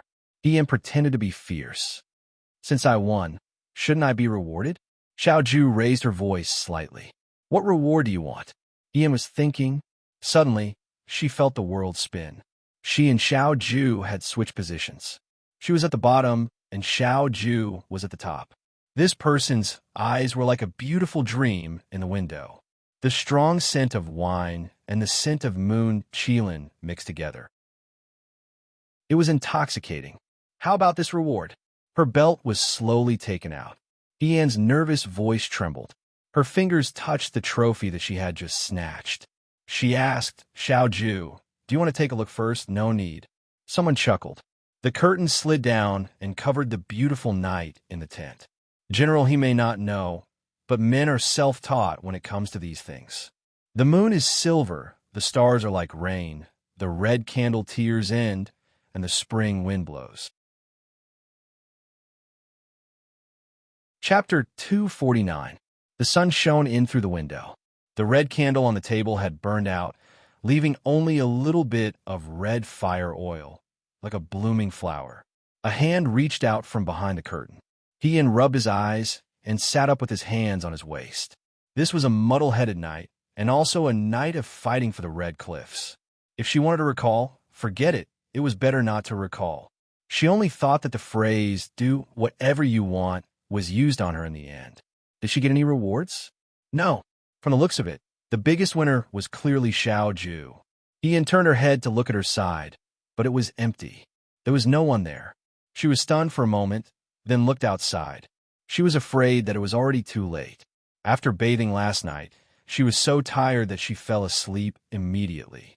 Looking at the sun now, she estimated that it was not early. Just as she was thinking, the door opened and someone walked in. Ian raised his head and saw Xiao Ju walk in. Bai Guo followed behind with a food basket in her hands. She entered the room and placed the bowls and plates in the basket on the table one by one. "You're awake?" Xiao Ju saw that she had sat up and walked over to ask. Ian coughed and nodded. "After washing up, we can eat." He paused and asked hesitantly, "Are you okay?" Ian's face turned red and subconsciously looked at Bai Guo. Bai Guo had already put down the food and ran away. She looked at the person in front of her. This person looked like he had taken Ian to nourish Yang. After a night, he looked refreshed and did not have any discomfort. She gritted her teeth and said, "Very good. Military Governor Zhao's martial arts are very good, and there are few opponents. I have learned a lot." Xiao Ju's mouth curved and said slowly, "General, he is not bad. Last night, you said that you will fight 800 rounds in the future." Ian ? What kind of words were these? When did she say that? Ian hurriedly covered his mouth. "Wait. Don't talk nonsense." "General, he leaned closer, a smile hidden in his dark eyes. "It's only been one night. Are you going back on your word?" Ian lifted the blanket, put on his shoes, and ran away. He mumbled, "I'm going to wash up. Where's Qing Mei?" "Qing Mei." Qing Mei was called in. After Yin rinsed her mouth and washed her face, Qing Mei came to help her comb her hair. As she combed her hair, she said, "Miss, oh, I should call you young madam now." "Young madam, young master is really good to you." Yin replied absent-mindedly, "Oh, I woke up early this morning," Qing Mei said. "I went to the kitchen and instructed the servants to prepare a meal for you.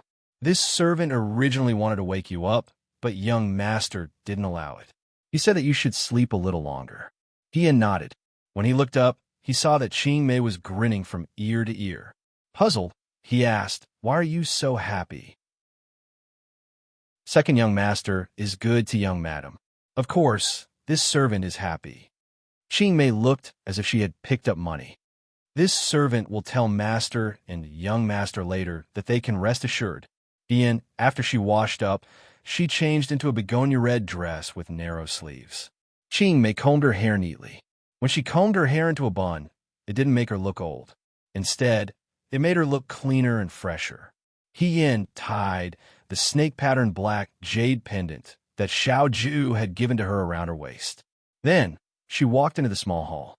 The table was already filled with the food that Bai Guo had brought over. When the two of them were eating, they didn't like others to wait on them. Thus, Qing Mei left. Yin sat at the table and gave Xiao Ju a pair of chopsticks. He sighed and said, "Xiao Ju, your family's breakfast is a little too sumptuous." It was all her favorite food, even though she wasn't a picky eater. Xiao Ju's mouth twitched. "You're bought over with just one meal? Then you don't understand," Yin said with conviction. "Us ordinary people don't care about pretentiousness. When you get married, what you wear and what you eat is very important." He laughed. "You're easy to feed." Yin grabbed a plum blossom bun and smiled at her as he ate. Suddenly, he thought of something and his expression changed. "Oh no, aren't we supposed to serve tea to eldest brother and sister-in-law this morning?" Originally, it was the bride's turn to serve tea to her parents-in-law. However, Xiao Zhongwu and his wife were no longer alive. Logically, they should serve tea to Xiao Jing and Bai Rongwei. "It's okay. I've already told them that we'll go after eating." Oh. Ian looked at her. "Isn't this against the rules?" "What rules?" This person said casually. Xiao family doesn't have any rules. You can do whatever you want.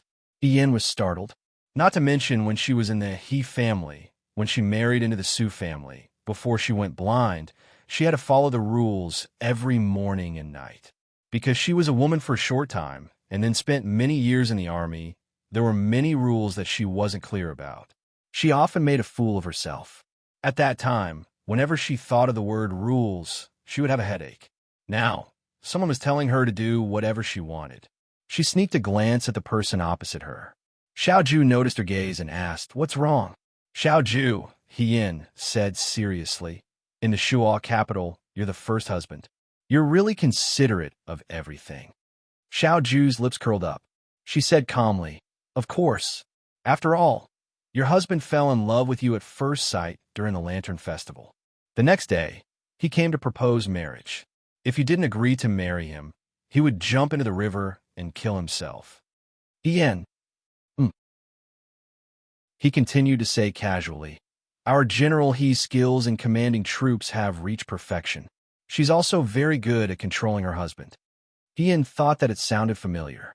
Only then did he remember that she had casually spouted nonsense to Ling Xiao and the other girls when they were in Jiang. She didn't expect Xiaoju to remember it. At that time, she was talking nonsense. She didn't expect that Xiaoju would really become her husband. But now, it sounded a little shameless. Ian picked up the sweet syrup and pretended to take a sip. She changed the topic that Xiao family really doesn't have rules. You can do whatever you want. Xiaoju glanced at her.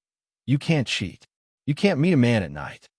"Ian," she asked fearlessly, "then what will happen if I break these two rules?" Xiaoju narrowed her eyes and said calmly, "Break her legs and lock her up." Ian, after a while, she said, "Xiaoju, you're so fierce." She looked at her with a warning look. That's right.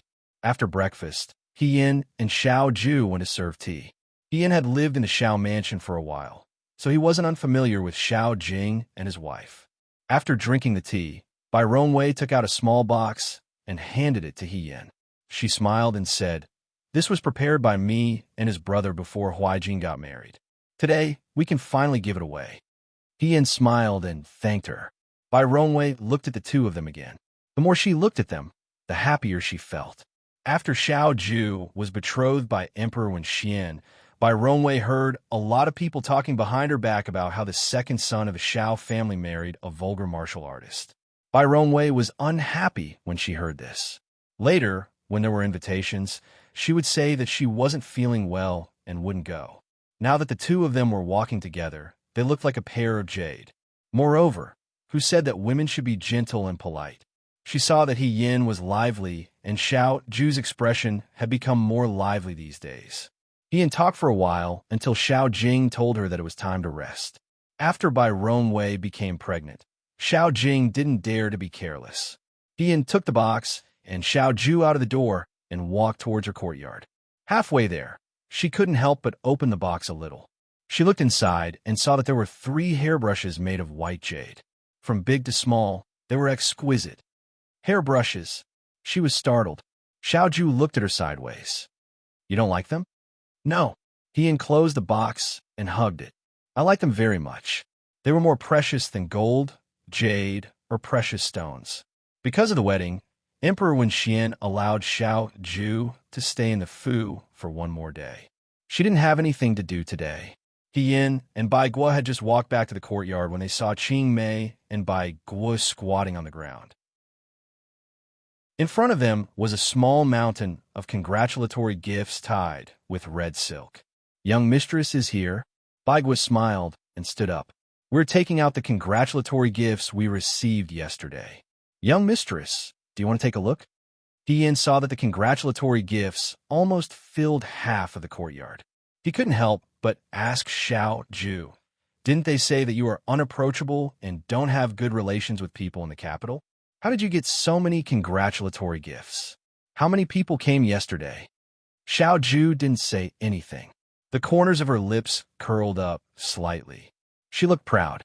"I'll go take a look first to see what good things there are," He Yin said and walked to Qing Mei's side. Originally, when he made He Ru Fei, the emperor gave him a lot of gifts. However, He didn't get to enjoy them before they were carried to the He family storeroom. After that, he made Lady He. His family was poor. He hadn't seen the joy of sitting on a mountain of gold in a long time. Qing Mei was also very excited. It was probably her first time seeing so many good things. She couldn't help but share her discoveries with He Yin. Young mistress, look at this. This flower pot is made of colored glass. This ginseng looks very expensive. And this vase. This is the first time I've seen this kind of vase. Is this precious stone real? The little girl chattered nonstop. He Yin followed her and rummaged a few times. Unexpectedly, she found something sent by an acquaintance. It was a gift from Mu Hongjin and Chui Yuji from Jiang City. It was a whole set of pearls. Jiang was close to the water and was rich in pearls. The pearls were plump and bright. As soon as the box was opened, it almost dazzled people's eyes. Chui Yuji was rich and imposing, and Mu Hongjin was overbearing and generous. It was indeed very fitting for them to send such a valuable gift. However, He Yin felt that she probably wouldn't wear this set of pearls in her lifetime. If she wore it outside, it would be like openly putting banknotes on her head. Wouldn't it attract people to snatch it? It was really eye-catching. She continued rummaging and found a small jar of wine. It was a gift from Jinling City's Hua Yu Xian and Kyle Yin. It was the Bifong wine that they had tasted before. However, this jar of Bifong wine was a vintage wine. It had been stored for 7 years. If it wasn't for Xiao Ju and He Yan's great joy, Hua Yu Xian wouldn't have been willing to take it out. He Yan put this small jar of Bifong wine beside him. He heard Qing Mei say, "Young mistress, look at this." He Yan turned to look and was stunned for a moment. This was an extremely long embroidery. The whole embroidery was about half a person's height. It was embroidered with a pair of lotus flowers on a stalk and a pair of mandarin ducks. The embroidery was particularly uniform, and the color was gorgeous and bright. It was definitely not an easy task to embroider such an embroidery. Even if many embroiderers worked day and night, it would take them more than a month to barely complete it. There was a letter beside the embroidery scroll. He Yin opened the letter. It turned out that this embroidery was sent from the Rendezvous. The embroiderers who embroidered this pair of mandarin ducks were the women who were captured by He Yin from Li Kuang's subordinates. The Rendezvous had just fought a war not long ago, and the city was desolate. It was the Rendezvous county magistrate, Zhao Shiming, who found silk thread and asked those women to sew this embroidery as a wedding gift for Xiao Ju and He Yin. It seemed that those women were living a good life. He Yin was also happy for them. He kept the letter and asked Qing Mei to move the embroidery she had specially picked into his room. Then, he stood up and walked to Xiao Ju's side. Xiao Ju waited for him to come closer and raised her eyebrows slightly. "Are you satisfied?" He Yin shook his head. "What's not satisfied?" "Military Governor Xiao, everyone gives a wedding gift. Why don't you give me one?" He Yin said deliberately. She was just joking, but Xiao Ju said calmly, "How do you know that I don't have a wedding gift?" He Yin was stunned for a moment and asked tentatively, "Don't tell me you really prepared a wedding gift?" Xiao Ju crossed her arms and looked at him. He Yin was stunned. "Didn't you already give me a betrothal gift? You even gave me your family heirloom, black jade. If that's not enough, what else do you want to give me?" Her heart was a little flustered. Could it be that in this lifetime, this title of femme fatale was really going to be worn on her head and couldn't be removed? God, she didn't do anything. Xiao Ju pursed her lips and walked to the other side. He Yin hurriedly followed. "Xiao Ju, what exactly do you want to give me?" As they walked, something suddenly blocked their path. He Yin looked down and saw a yellow dog biting the flower bead on her shoe. Air Mao? He Yin had temporarily entrusted Air Mao, who had escaped, to Xiao Ju after investigating the He residence the night before. He didn't expect that Air Mao, who had only stayed in the Xiao family for a short period of time, had already become rounder. The tuft of hair on its head had been tied into a chirp by someone with a red string, which was particularly festive. It was so different from before that He Yin almost didn't recognize it. Air Mao saw He Yin looking down at him and barked at her excitedly. Unfortunately, there was no sound. He pounced on the courtyard and rolled around, biting his tail as he turned around. He Yin was speechless for a moment. This dog really didn't treat him as an outsider. He had gotten used to it so quickly. However, It was clear that he was very satisfied with his life here. He thought that it wouldn't be long before he could be comparable to the pig named Tang Yuan. "I've found a new house where your father and brother are living." Xiao Ju's voice came from beside him. He turned around. "Didn't Lin Shuanghe say that it would take a few more days?" "He's very busy. How could he have time to help you?" Xiao Ju said calmly. "I've already asked someone to help move. They should be able to move in 2 days." So fast. "Where is it?" "It's 1 street away from the Xiao family." He grabbed her sleeve. "Wait, you said 1 street away from the Xiao family?" Xiao Ju looked down at her. "You don't like it?" "It's not that I don't like it. It's just—" Yan's mind was in a mess. "It's close to the Xiao family. You can go back any time in the future. If Dad and Yunshin want to visit you, it's also very convenient." Xiao Ju frowned. "You don't seem to be satisfied." Yan looked at her and did not say anything. A married girl would be gossiped about if she went back to her mother's house every few days. In her previous life, when she married into the Su family, from the time she was married until she drowned, she had only returned once to visit her parents. However, she didn't have any reason to go back in her previous life. Yan did not expect that Xiao Ju would buy the house directly opposite the Xiao family. If this were to spread, he didn't know what people would say about him. For example, those gossiping idlers might push all the blame onto Yan. The title of a bride who didn't know the rules and betrayed the orthodoxy would most likely fall on her. However, Yan wasn't angry at all. He was even happy. "If you don't like it, I like it very much," she said crisply. "You don't seem to think so." Xiao Ju looked at her suspiciously.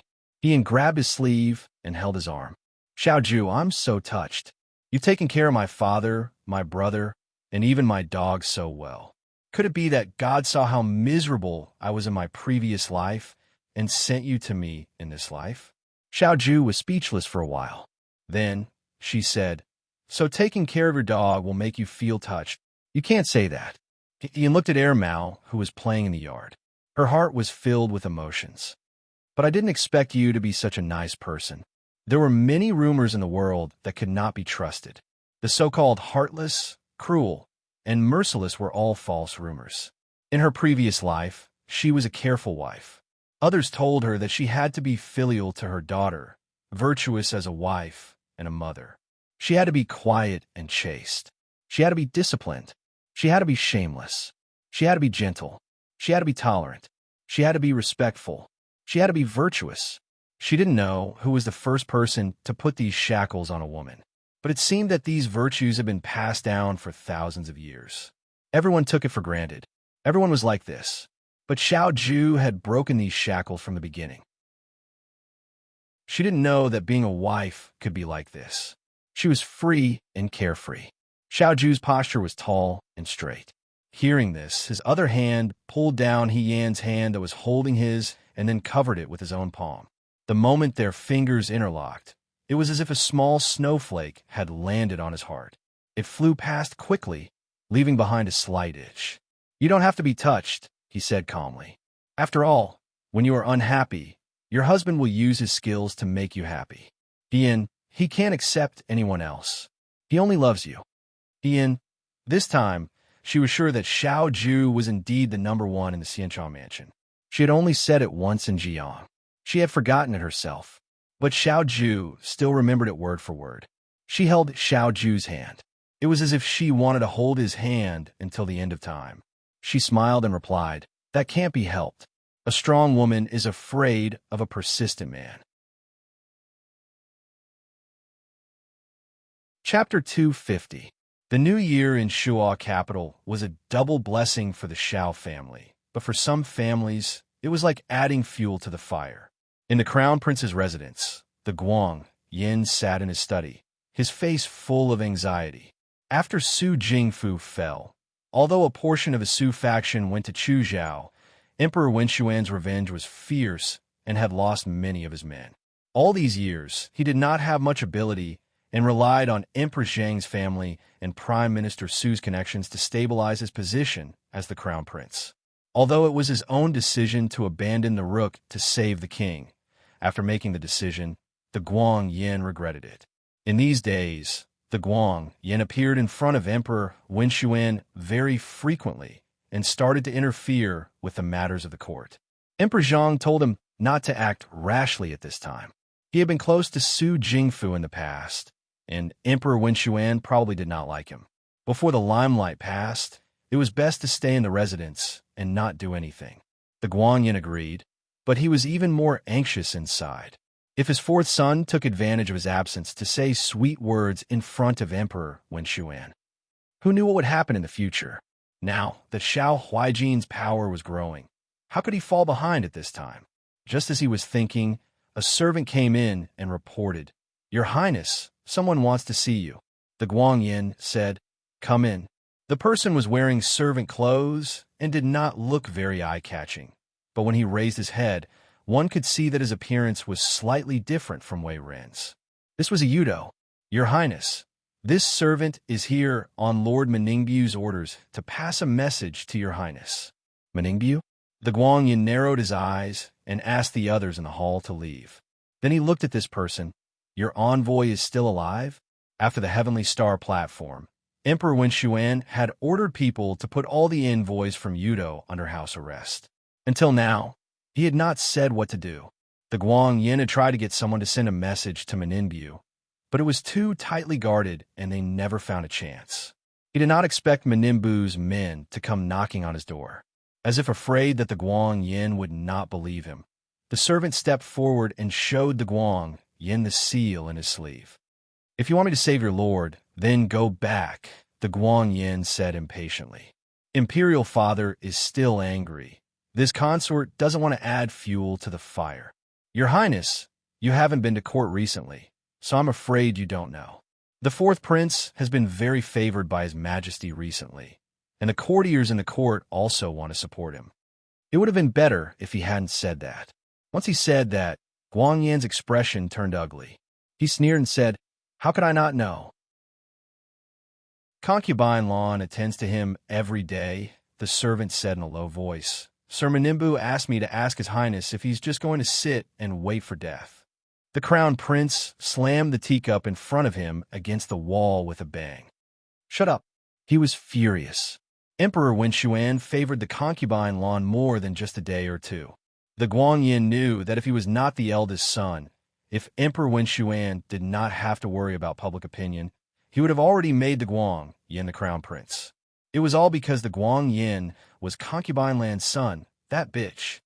"Indecisiveness will only lead to trouble, Your Highness." The Guang Yin looked at the servant. "What do you mean?" The servant lowered his head humbly. "Sir Meningbu asked me to tell Your Highness that His Majesty is old, and the fourth prince is ready to make a move. If this did not happen, the position of Emperor Dewei would have already been in Your Highness's pocket. Now that Prime Minister Su has fallen, and Xiao Huaijin's wings have grown, if Xiao Huaijin seeks refuge with the fourth prince." The Guang Yin's heart skipped a beat. This was what he was most worried about. In the past, Xiao Zhongwu did not like him and often caused trouble for him. Now that Xiao Zhongwu was finally dead, his son appeared, but now Xiao Huaijin was even more terrifying than Xiao Zhongwu. Su Jingfu had not been able to eliminate Xiao Huaijin, and now he had nurtured such a disaster. "Your Highness, why don't you cut the Gordian knot?" "Impudent," the Guang Yin blurted out. He was both shocked and angry. "You dare to speak nonsense in front of me. Your Highness, please spare my life." The servant bowed. Those who achieve great things do not care about trifles.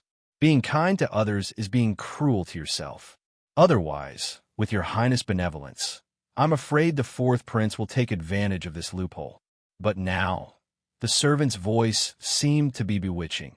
"If Your Majesty's imperial carriage arrives, you will be the rightful son of heaven."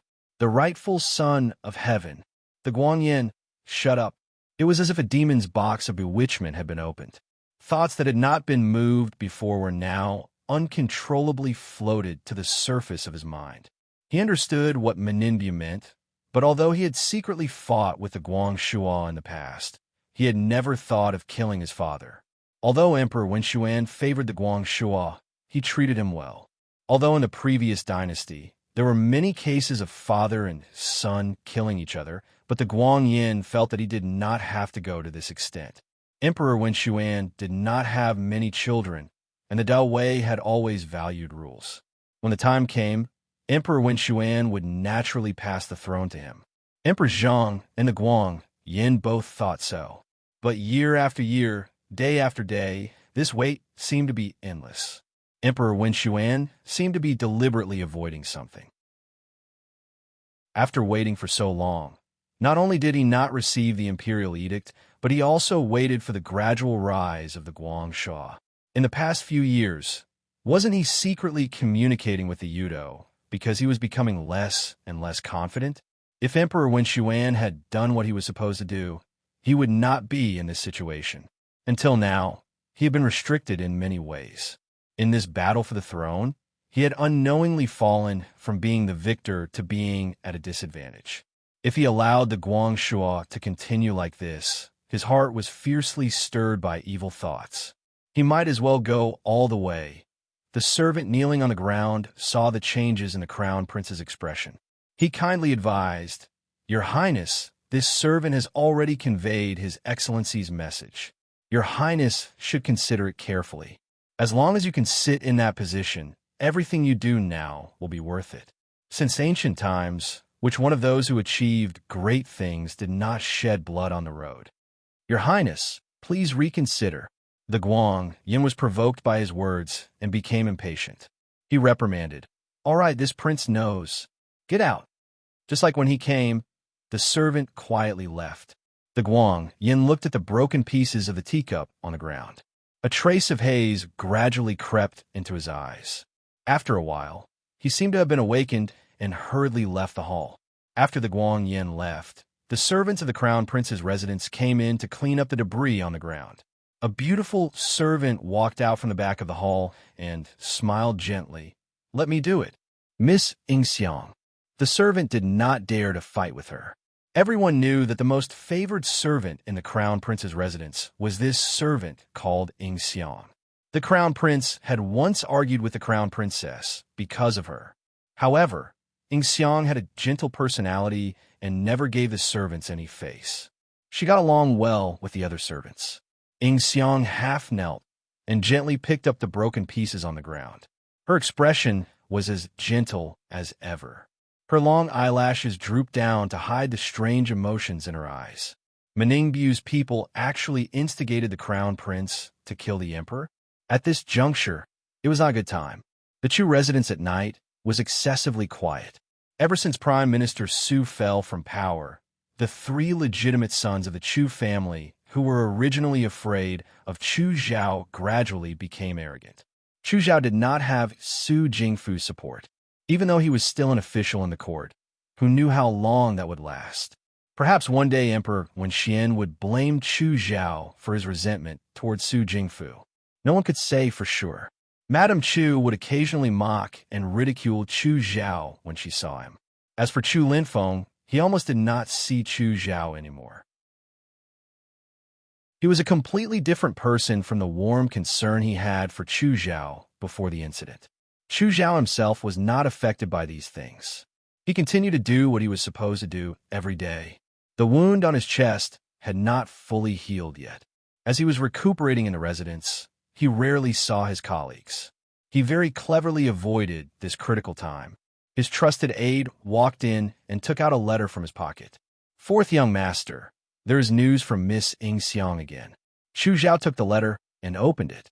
He was fine at first, but after reading the letter, his expression changed slightly. A moment later, he threw the letter into the burning stove. His fingers lightly pressed against his forehead as if he had a terrible headache. "Fourth young master," his trusted aide asked carefully. Chu Zhao waved his hand and did not say a word. He really did not expect the Guangyin to be so anxious. He also did not expect Ma Ningbu to not forget to sow discord at this juncture. If the Guangyin had a bit of intelligence, they would not be led by the nose by Yudo. Unfortunately, in these years, just like how Emperor Wen Xian relied on Su Jingfu, the Guangyin had long been used to letting Su Jingfu take care of everything. Once Su Jingfu fell, he had no idea what to do. Fourth young master. The trusted aide looked at his expression and thought for a long time. He finally could not help but say, Fourth young master is very talented. Now that the prime minister is no longer here, the crown prince is impulsive and reckless.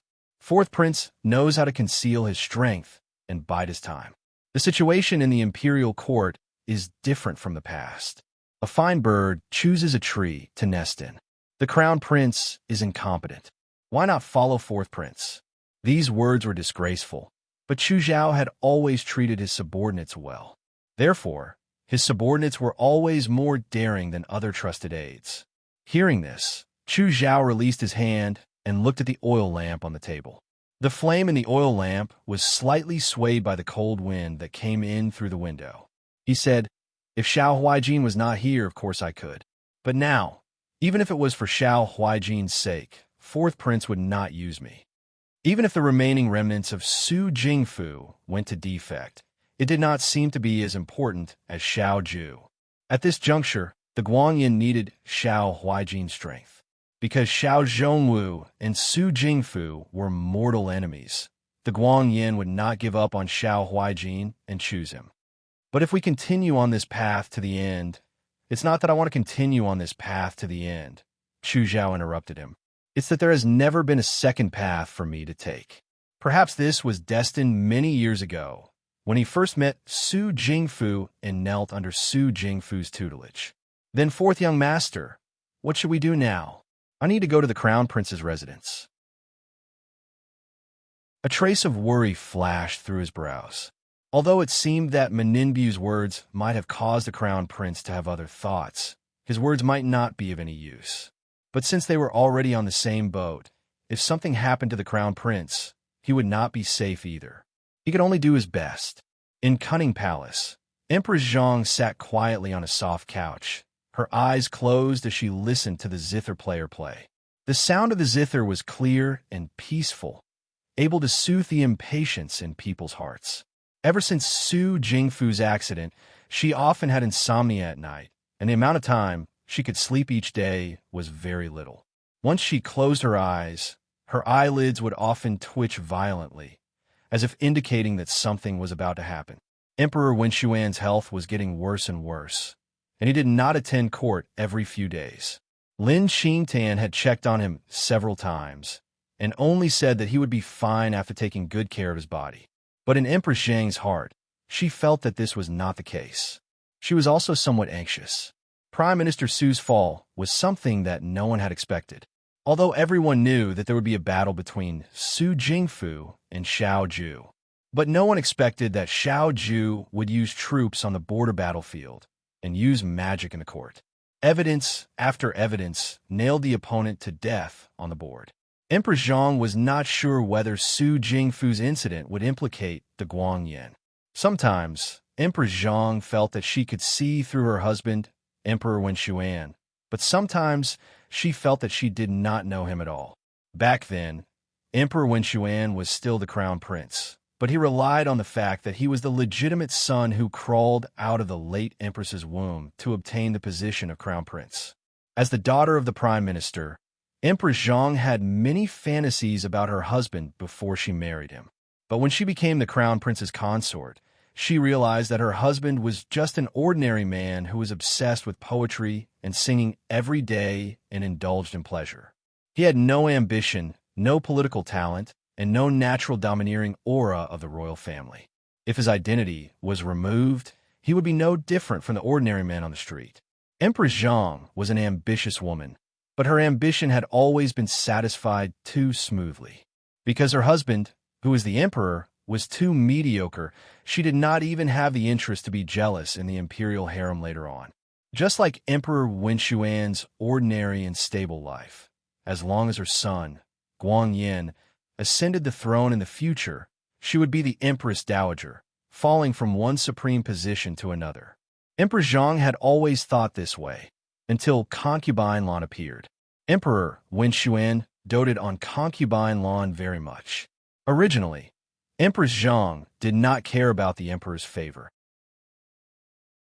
There were countless new beauties entering the palace every year. so it was not worthwhile for her to fuss over each one. But Emperor Wenxuan's love for concubine Lan actually contained a bit of sincerity. This was very annoying, especially when concubine Lan also gave birth to a son. Over the years, Empress Zhang had tried to get rid of concubine Lan and her son, but this seemingly docile and uncompetitive woman was exceptionally cunning, and she avoided disaster every time. Guangyin unexpectedly grew to adulthood safely. If it was not for the tactful Guangyin, who had been avoiding the crown prince, Empress Zhang would not have let it go. As long as the Guangyin's position was not shaken, it was fine to let the mother and son live a little longer. That was what she thought, but this delicate balance was instantly broken after Su Jingfu's death. Empress Zhang smelled a trace of danger. The sound of the zither suddenly cut through a note, and a palace maid came in to report. Empress, His Highness the Crown Prince is here. Empress Zhang opened her eyes, and Guangyin walked in from outside. You can all leave. She waved her hand, and the zither player and palace maid retreated. Empress Zhang looked at the approaching Guangyin and couldn't help but complain, "Didn't I tell you not to enter the palace during this time to avoid causing trouble? You're good, as if you're afraid that it's not chaotic enough. Why did you come to this empress's place?" Imperial Mother. The Guangyin looked at her somewhat anxiously. "If you don't let this son enter the palace, how would this son know that the palace is about to sink into the Guangyin's world? What nonsense are you talking about? Who told you?" Empress Zhang sat up slightly, looking nervous. "You don't need to know who told me," the Guangyin asked. "Is Imperial Father's health not good?" Imperial Mother. Did Imperial Father not reveal any information about the Crown Prince to you? This son heard that Guangyin went to Imperial Father's bedside every day to talk to him. Who knows what kind of clever words he uses? He said hatefully, "If he coaxes Imperial Father until he's dizzy, then wouldn't my efforts be in vain?" "Shut up," Empress Zhang shouted harshly. Looking around and seeing that there were no servants around, she let out a sigh of relief and said angrily, "It's fine if you don't watch your mouth, but you don't know how many pairs of eyes in the palace are watching." Imperial Mother, the Guangyin said disappointedly. "I think that bitch concubine Lan can't wait to make her move. Why do we still care so much?" When the concubine Lan was mentioned, Empress Zhang's expression became ugly. She had been conceited all her life, boasting that no one in the harem was her match. Even if Emperor Wenxian doted on the concubine Lan, all these years, the concubine Lan still had to behave in front of her with her tail between her legs. But the recent situation had broken her original thinking. That woman wasn't just not fighting, she was scheming for something big. All these years, she had been cautious in front of her. Originally, she was just putting on an act, but when the time came, she showed her true colors. What was laughable was that she had been fooled by her. Seeing the change in Empress Zhang's expression, the Guangyin licked his lips impatiently and suddenly said, "Imperial Mother, I don't want to wait any longer." Empress Zhang came back to her senses, looked at him, and asked, "What do you want to do?" "Now that Su Jingfu is dead, Imperial Father must hate me. Plus that bitch concubine Lan said something in front of Imperial Father. If this continues, Imperial Father will definitely make the Guangyin the crown prince. I can't let this happen. You want to, as long as Imperial Father is gone now." The Guangyin's eyes flashed with a trace of madness. "The throne should be mine." Empress Zhang subconsciously covered his mouth. "Do you know what you were saying?" "Of course I know," the Guangyin said in a low voice. "Imperial Mother, think about it. If Guangyin becomes the emperor, what will happen to me?" "Imperial Mother, what will happen to you?" "If Imperial Father really cared about me, he would have passed the throne to me long ago. Since he is heartless to me, don't blame me for being heartless. At worst, when I become the emperor in the future, I will burn a few more incense sticks for him every year." Empress Zhang was shocked and angry, but before she could say anything, the Guangyin's legs went soft, and he knelt in front of her and begged, "Imperial Mother, please save this son. Help this son to achieve great things." Her expression was uncertain, and she didn't say anything for a while. After a long time, she sighed and said, "Let me think about it." But from her eyes, it was obvious that she had compromised. Chapter 251. After the end of the year, although it was the beginning of the new year, the snow did not stop. It snowed for an entire night, and the courtyard was covered in a layer of white frost. When Ian woke up, Xiao Ju was no longer there. Strangely enough, she wasn't originally a lazy person. When she was living in a shared bunk in Liang province, she was the only one who woke up before the sun rose among all the men in the house. Perhaps it was because Xiao Ju's bed was especially soft and warm, but she slept soundly at night and woke up later in the morning. Or perhaps it was because Xiao Ju woke up too early. Anyway, when she woke up, there was no one around her. Ian rubbed his eyes and sat up. He lifted the blanket and got out of bed. After a simple wash, he put on an outer robe and opened the door. As soon as he opened the door, he saw a cold light. Xiao Ju was practicing swordsmanship in the courtyard. This person understood the principle of not practicing for 3 days. Even though he was not in the Liang province guards, he did not stop his daily training. Ian leaned against the pillar and looked at him. At the same time, he wanted to see where Xiao Ju's swordsmanship had improved over the years. It was cold in the morning, but Xiao Ju only wore a layer of cream clothing. When he wore dark clothing, he was cold and collected. When he wore light clothing, he was especially bright and elegant. It reminded people of the beautiful youth who was always ranked first in the Xianchongwan. Xiao family's courtyard was very large. Other than the pomegranate tree outside Xiao Ju's study window, there was no other vegetation. The empty ground was very suitable for practicing swordsmanship. With a sweep of the sword, the snow in the courtyard was sent flying by the sword chi. The body of the autumn drinking sword was sparkling and translucent. It made people feel as if they were in a painting.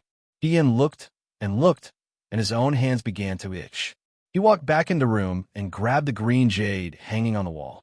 Ever since she took the green jade from Irufei, she had cleaned it many times, but she had never used it once. There were really no occasions where she could use it. After all, Shuajing was not a battlefield. She could not draw her sword and fight with others at any time. However, today was just the right day. Since Xiao Ju was also practicing the sword, he might as well see if the gap between the first place of the Virtuous Prosperity Hall and the last place of the Virtuous Prosperity Hall was still as insurmountable as before.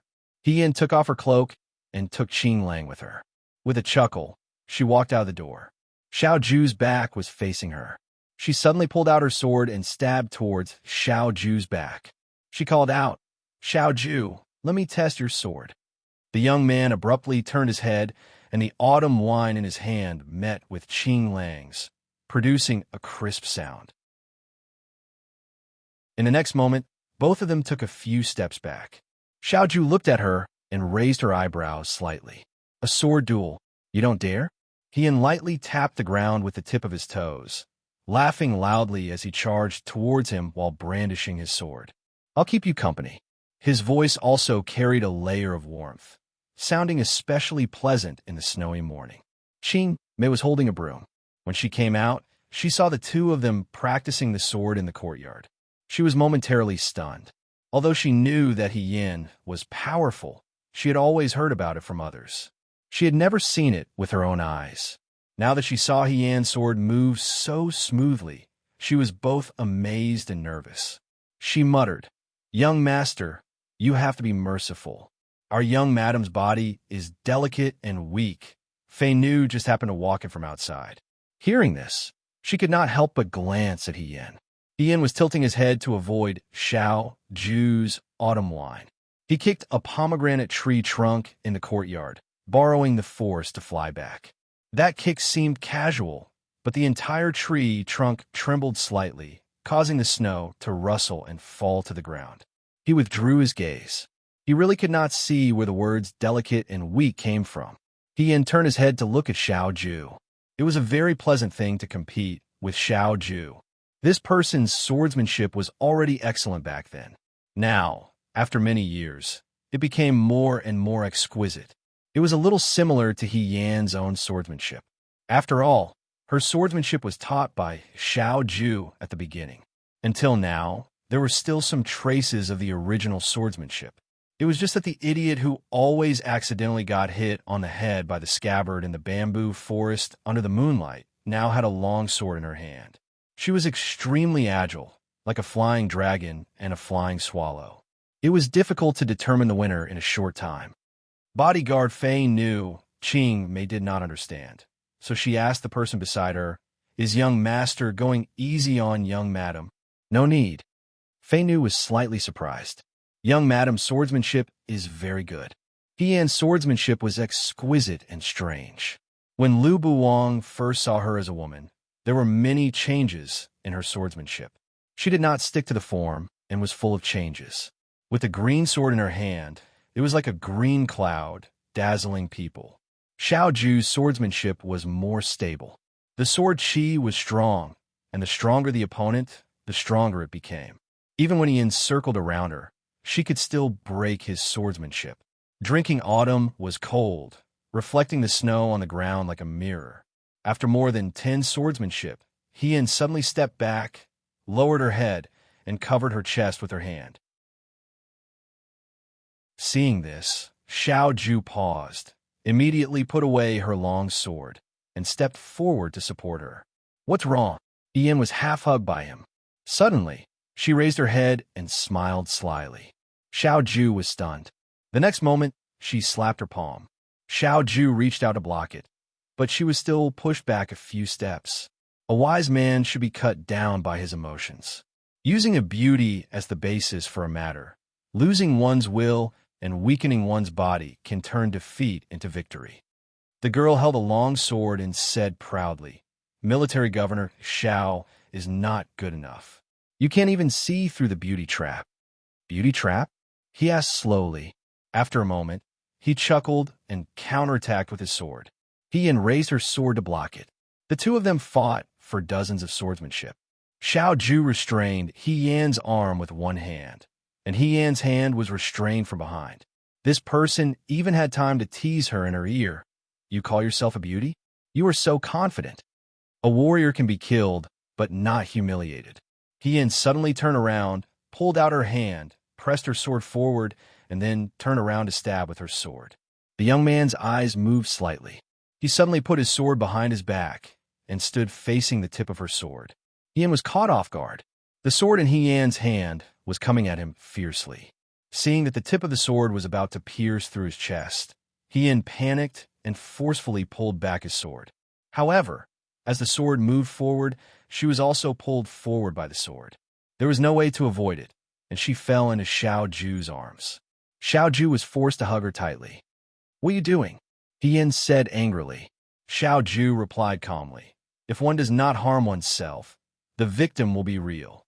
He lowered his head to look at Hien and smiled. "General, he is not good enough. You can't even see through the beauty trap." "The beauty trap?" Hien said angrily. "You are the military governor of the Right Corps. Do you think it is appropriate for you to use the beauty trap?" "All is fair in war," Hien said calmly. Hien sighed. "You are too despicable." The man in front of her looked down at her from above. There was a hint of a smile in his dark eyes. Hien was stunned. When she saw him slowly leaning over, she immediately closed her eyes nervously. In the next moment, she felt a slight vibration from the chest she was hugging. She opened her eyes and saw Xiao Ju staring at her while holding back his laughter. He stopped a centimeter away from her and raised his eyebrows. "Beauty trap?" Hien suddenly felt ashamed that she was being scolded for being blinded by her beauty. She turned around and walked away without saying a word. However, Xiao Ju pulled her back and gently kissed her forehead. "General, he is amazing. I admit defeat." Qing Mei was speechless. She quickly turned her head and covered her eyes with her hands. She whispered, "Why did he suddenly?" Chi Wu didn't know when he came over and how long he had been watching. He frowned and said, "How is this a sword duel? This is clearly flirting. Young master is really... How can he treat Inshio like this?" When Qing Mei heard this, she seemed to have just noticed Chi Wu. When she saw Chi Wu, she remembered what Hien had said to her on New Year's Eve at the He family. She didn't say a word and walked out with her broom. She didn't even look at Chi Wu. Chi Wu was puzzled. He asked Fei Nu, "I didn't provoke her, right? What happened to her?" Fei Nu was speechless. He patted Chi Wu's shoulder, didn't say anything, and left as well. That morning, a guest came to the crown prince's residence. When Chu Zhao was welcomed into the palace, Ing Xiang was kneeling on the floor and pouring tea for the Guangyin. When the Guangyin saw Chu Zhao, he only glanced at him and said, "What are you doing here?" The Guangyin didn't dislike Chu Zhao, but he didn't like him either. When Su Jingfu was still alive, it was fine. After Su Jingfu died, the Guangyin looked at Chu Zhao, and all the dislike he had for him came out. However, when it came to what Chu Zhao had done to offend him, it was still fine. After thinking about it, the Guangyin just didn't like his lowly background and overly handsome appearance. "To share your highness' burden." The Guangyin smiled and said, "Share my burden?" He slowly sat up straight and looked at Chu Zhao. "If you go and kill that idiot Guang Shuo now, you will share my burden." The Guang Shuo had been staying in the palace recently, and the imperial bodyguards never left his side. The Guangyin's words were spoken in anger. "Is your highness anxious?" Chu Zhao didn't get angry and asked gently. "Chu's island." The crown prince waved his sleeve impatiently. "Su Jingfu is dead, and now it's his turn to teach me how to do things?" Chu Zhao said. "This subject only wishes for your highness to be well." "Then don't talk nonsense." The crown prince seemed to have expected what he was going to say. He stared at him with a heavy gaze. "Don't forget your identity, Chu's island. If something really happens to me, you won't be able to escape. Don't think about escaping unscathed. What you need to do now is to assist me, not drag me down. As for those preachings, put them all away. Otherwise, what happened to Su Jingfu today will be your tomorrow." Ing Xiang stood quietly at the side with her head lowered meekly. If one looked closely, one could see her slightly pale fingertips. "Go back." The Guangyin stood up impatiently. "Don't hang around in front of me. It's annoying." After a moment of silence, Chu Zhao's expression didn't change. He stood up with a smile and bowed. "Then, this subject will take his leave." "Wait." The Guangyin suddenly stopped and looked at Ing Xiang. He said meaningfully, "Ing Xiang, send fourth young Master Chu off." Ing Xiang's body stiffened, and she replied gently, "Yes." She walked in front of Chu Zhao and whispered, "Let's go, fourth young master." The two of them walked out of the hall together. Although it was sunny today, it was still very cold. His foot stepped on the ground, leaving a thin footprint. "Did Menimbu's men come again these few days?" Chu Zhao asked softly. "Yes," Ing Xiang replied. "Last night, when the crown prince returned from the palace, those people came again." The two of them walked one after the other, just one step away from each other. From the side, it looked like they were maintaining a polite distance and didn't seem to be very familiar with each other. It seems that the crown prince already has an idea. Chu Zhao sighed. Ing Xiang looked ahead. "What does fourth young master plan to do?" Chu Zhao said, "I'll do my best." This servant heard that fourth young master had seen Miss He once at night. Ing Xiang suddenly changed the topic. "You should know that Miss He is now military governor Zhao's sweetheart. If fourth young master uses Miss He as bait, you can at least solve the immediate problem and have the capital to make a deal with military governor Zhao. Why should fourth young master give up? There's no need." Ing Xiang stopped in her tracks. Chu Zhao saw her like this and turned back to look at her. Fourth young master once told this servant that Miss He would become military governor Zhao's weakness. The woman in front of him was gorgeous, but her eyes seemed to be filled with ice. She looked fragile and cold. Her voice was still gentle, but the words she said were as sharp as a sword. "But now, young master is wrong. She is not military governor Zhao's weakness, but young master's weakness." Chu Zhao looked at her quietly. After a while, he looked forward and said in a gentle voice, "Ing Xiang, are you doing well in the crown prince's residence?" Ing Xiang was stunned.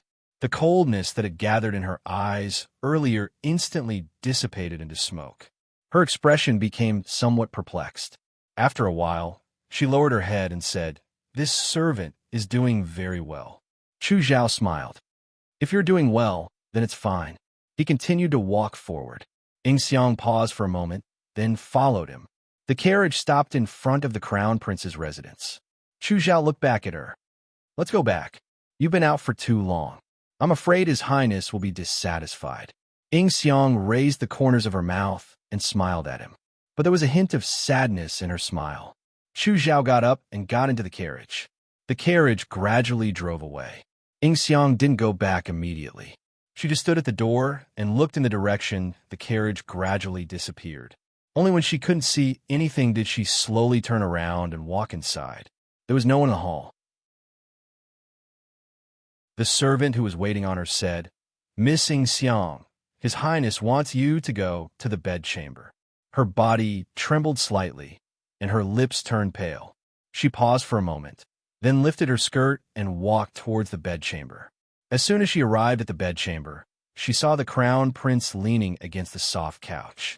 When he saw Ing Xiang come in, the Guang Yin asked playfully, "Why were you gone for so long?" Ing Xiang calmly walked over and smiled. Was it long? It was only half a stick of incense. His Highness shouldn't pick on this servant's faults. She half knelt in front of Guang Yin and leaned against his knee. The Guang Yin used to love her pitiful and cute appearance when she leaned against his knee. But today his hand stroked Ing Xiang's hair. His voice was so gentle that it made one's heart palpitate. It was like the calm before the storm. Half a stick of incense's time is enough to do some things. For example, report all the big and small matters in the Crown Prince's residence to Chu's Island. His Highness? Ing Xiang was stunned. Her eyes widened. What do you mean? The hand that was gently stroking her hair tightened and strangled her throat. Ing Xiang's neck was slender and white. Just looking at it would make people feel tender affection. But now, in this hand, it seemed like it would break in the next moment. It was powerless and sad. Why did Chu Xilan come today? He's not a roundworm in this prince's stomach. How can he know what this prince is thinking? This prince entered the palace yesterday, and today he came in a hurry. Ing Xiang, oh Ing Xiang. The Guanyin stared at her and said fiercely, "This prince underestimated you." Chu Zhao came at such a coincidence. Of course, perhaps because he was too anxious to stop him, he exposed himself. The Guangyin was a suspicious person in the past. The reason why he didn't suspect Ing Xiang before was because this woman's appearance was very deceptive. She looked no different from any other woman in this residence who desperately tried to win his favor. And because she was sent by Chu Zhao, she had no one to rely on. Therefore, she served him with all her heart. In all fairness, it wasn't without reason that the Guang Yin doted on Ing Xiang. With Ing Xiang's appearance, even if she was sent to the palace, there weren't many people who could compare to her. But now that he found out that she was in the Crown Prince's residence and was secretly passing information to Chu's Island, this little bit of doting turned into anger and humiliation from being betrayed. Slut! He suddenly let go of his hand and slapped her. The woman in front of him fell to the ground and didn't get up for a long time. This prince said that you were born so beautiful. If this prince asked for you, he would be willing to give you to me. After all these years, he actually didn't touch you. A vulgar smile appeared on Guang Yan's face. This Chu Xilan's ambition is not small. Raising you like this is just raising a tool. When the time comes, she will give you away and sell you as a favor. But Ing Xiang. He slowly squatted down in front of Ing Xiang and pulled on Ing Xiang's hair to force her to look up at him. Did this prince not treat you well? Since you entered this prince's residence, why do you still want to work for him? Did you forget that your current master is this prince, not Chu Xilan? Ing Xiang raised her head to look at him. Her face had a deep red mark from the Guangyan slap. There was a bit of blood at the corner of her mouth and a bruise on her neck. However, there wasn't a trace of anger or fear in her expression. She was still as gentle as usual. She looked at the Guang Yin affectionately and said in a low voice, "This servant is one of His Highness people." It was hard to imagine that such a beautiful and charming woman didn't have the same arrogant, domineering, and willful personality. Instead, she was like a helpless white rabbit, always pitiful and submissive. The Guang Yin let go of her hand, and she fell down again. She was kicked in the heart again. Even at this time, you are still pretending in front of this prince. You are loyal and devoted to Chu Xilan and have deep feelings for him. However, it seems that he doesn't treat you as well as you treat him. The Guang Yin stood up and said in a sinister voice, "Tell me, If this prince kills you, will he avenge you? This servant is one of his highness people. If I die, I will be one of his highness ghosts. It has nothing to do with fourth young Master Chu. Ing Xiang replied softly. Well said. The crown prince clapped his hands in delight. You have such a glib tongue. You can't blame this prince for spoiling you for so long. However, you slut, you should know. A trace of malice flashed through his eyes. What this prince hates the most in this life is disloyalty. If you want to be an adulterous couple with Chu Xilan, this prince won't stop you. However, you have to pay the price for what you have done. He turned his head to look at Ing Xiang. Ing Xiang raised her head and met his malicious and ruthless gaze. She couldn't help but shiver. This prince won't kill you, but I won't let you have an easy time either, he said.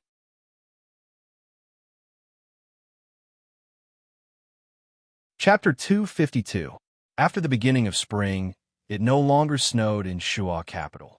Instead, it drizzled endlessly, as if there was no end to it. Within the palace, there was no joy of the new year. Emperor Wen Xuan's illness was becoming more and more serious, and the expressions of the palace servants were gloomy.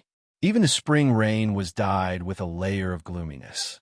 The door to the bedchamber was opened, and the fourth prince Guang Shuo walked out from within.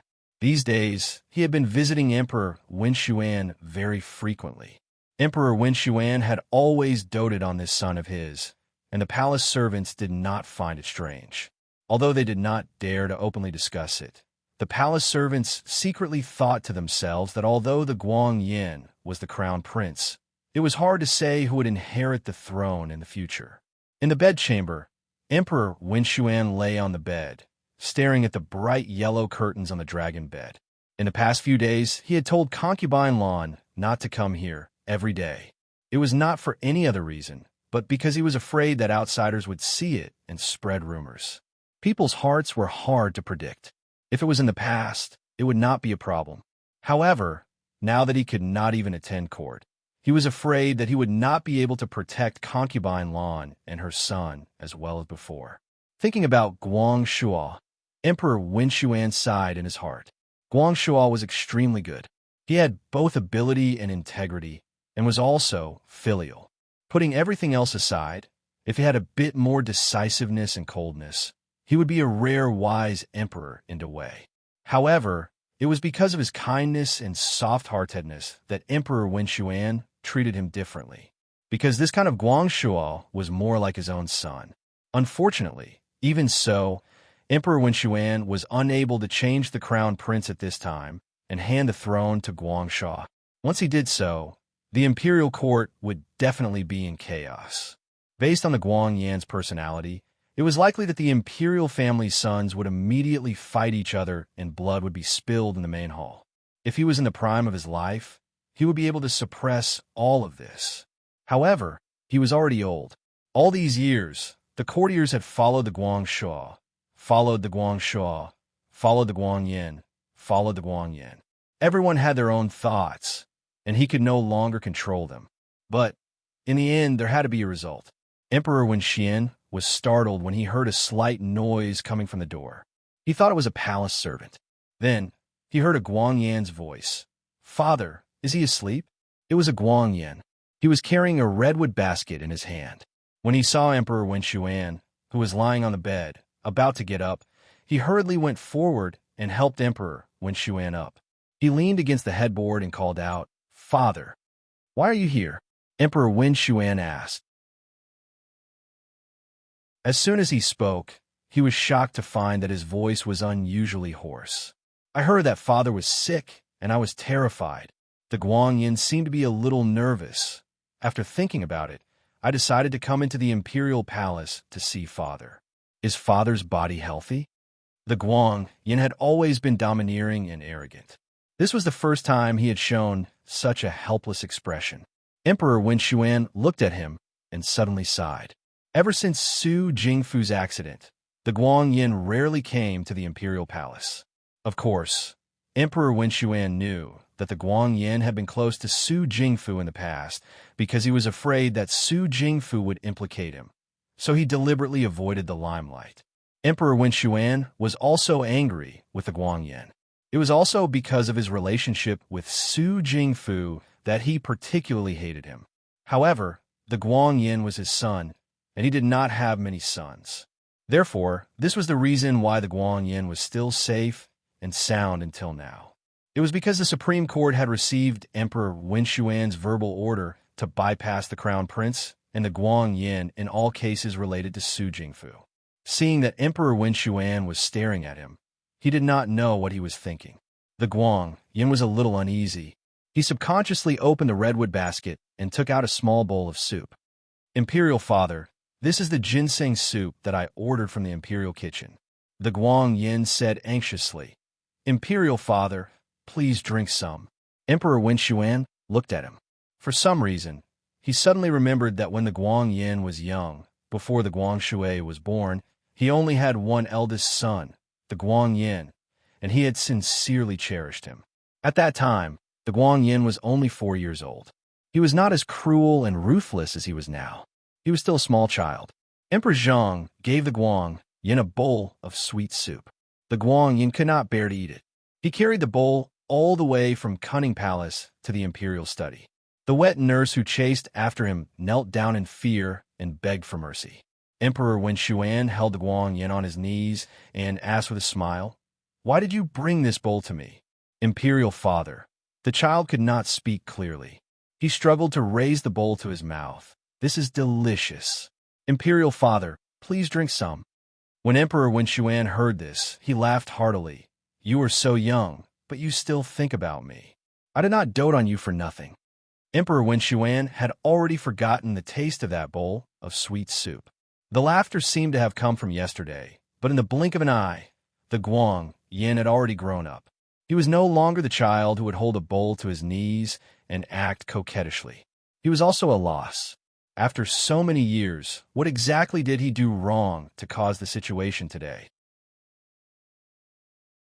Emperor Wenxuan took a deep breath and asked, Guangyin, do you have anything to say about Su Jingfu? Because of this bowl of ginseng soup, his heart had softened. He still wanted to give the Guangyin a chance. The Guangyin's heart skipped a beat. He did not know why Emperor Wenxuan suddenly asked this question. He only said, I did not expect that as the Prime Minister, Su Jingfu would collude with the enemy and betray the country. After so many years, Imperial Father trusted him very much. He actually had the heart to rebel.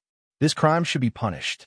Emperor Wenxuan saw the evasive look in his eyes and sighed slightly.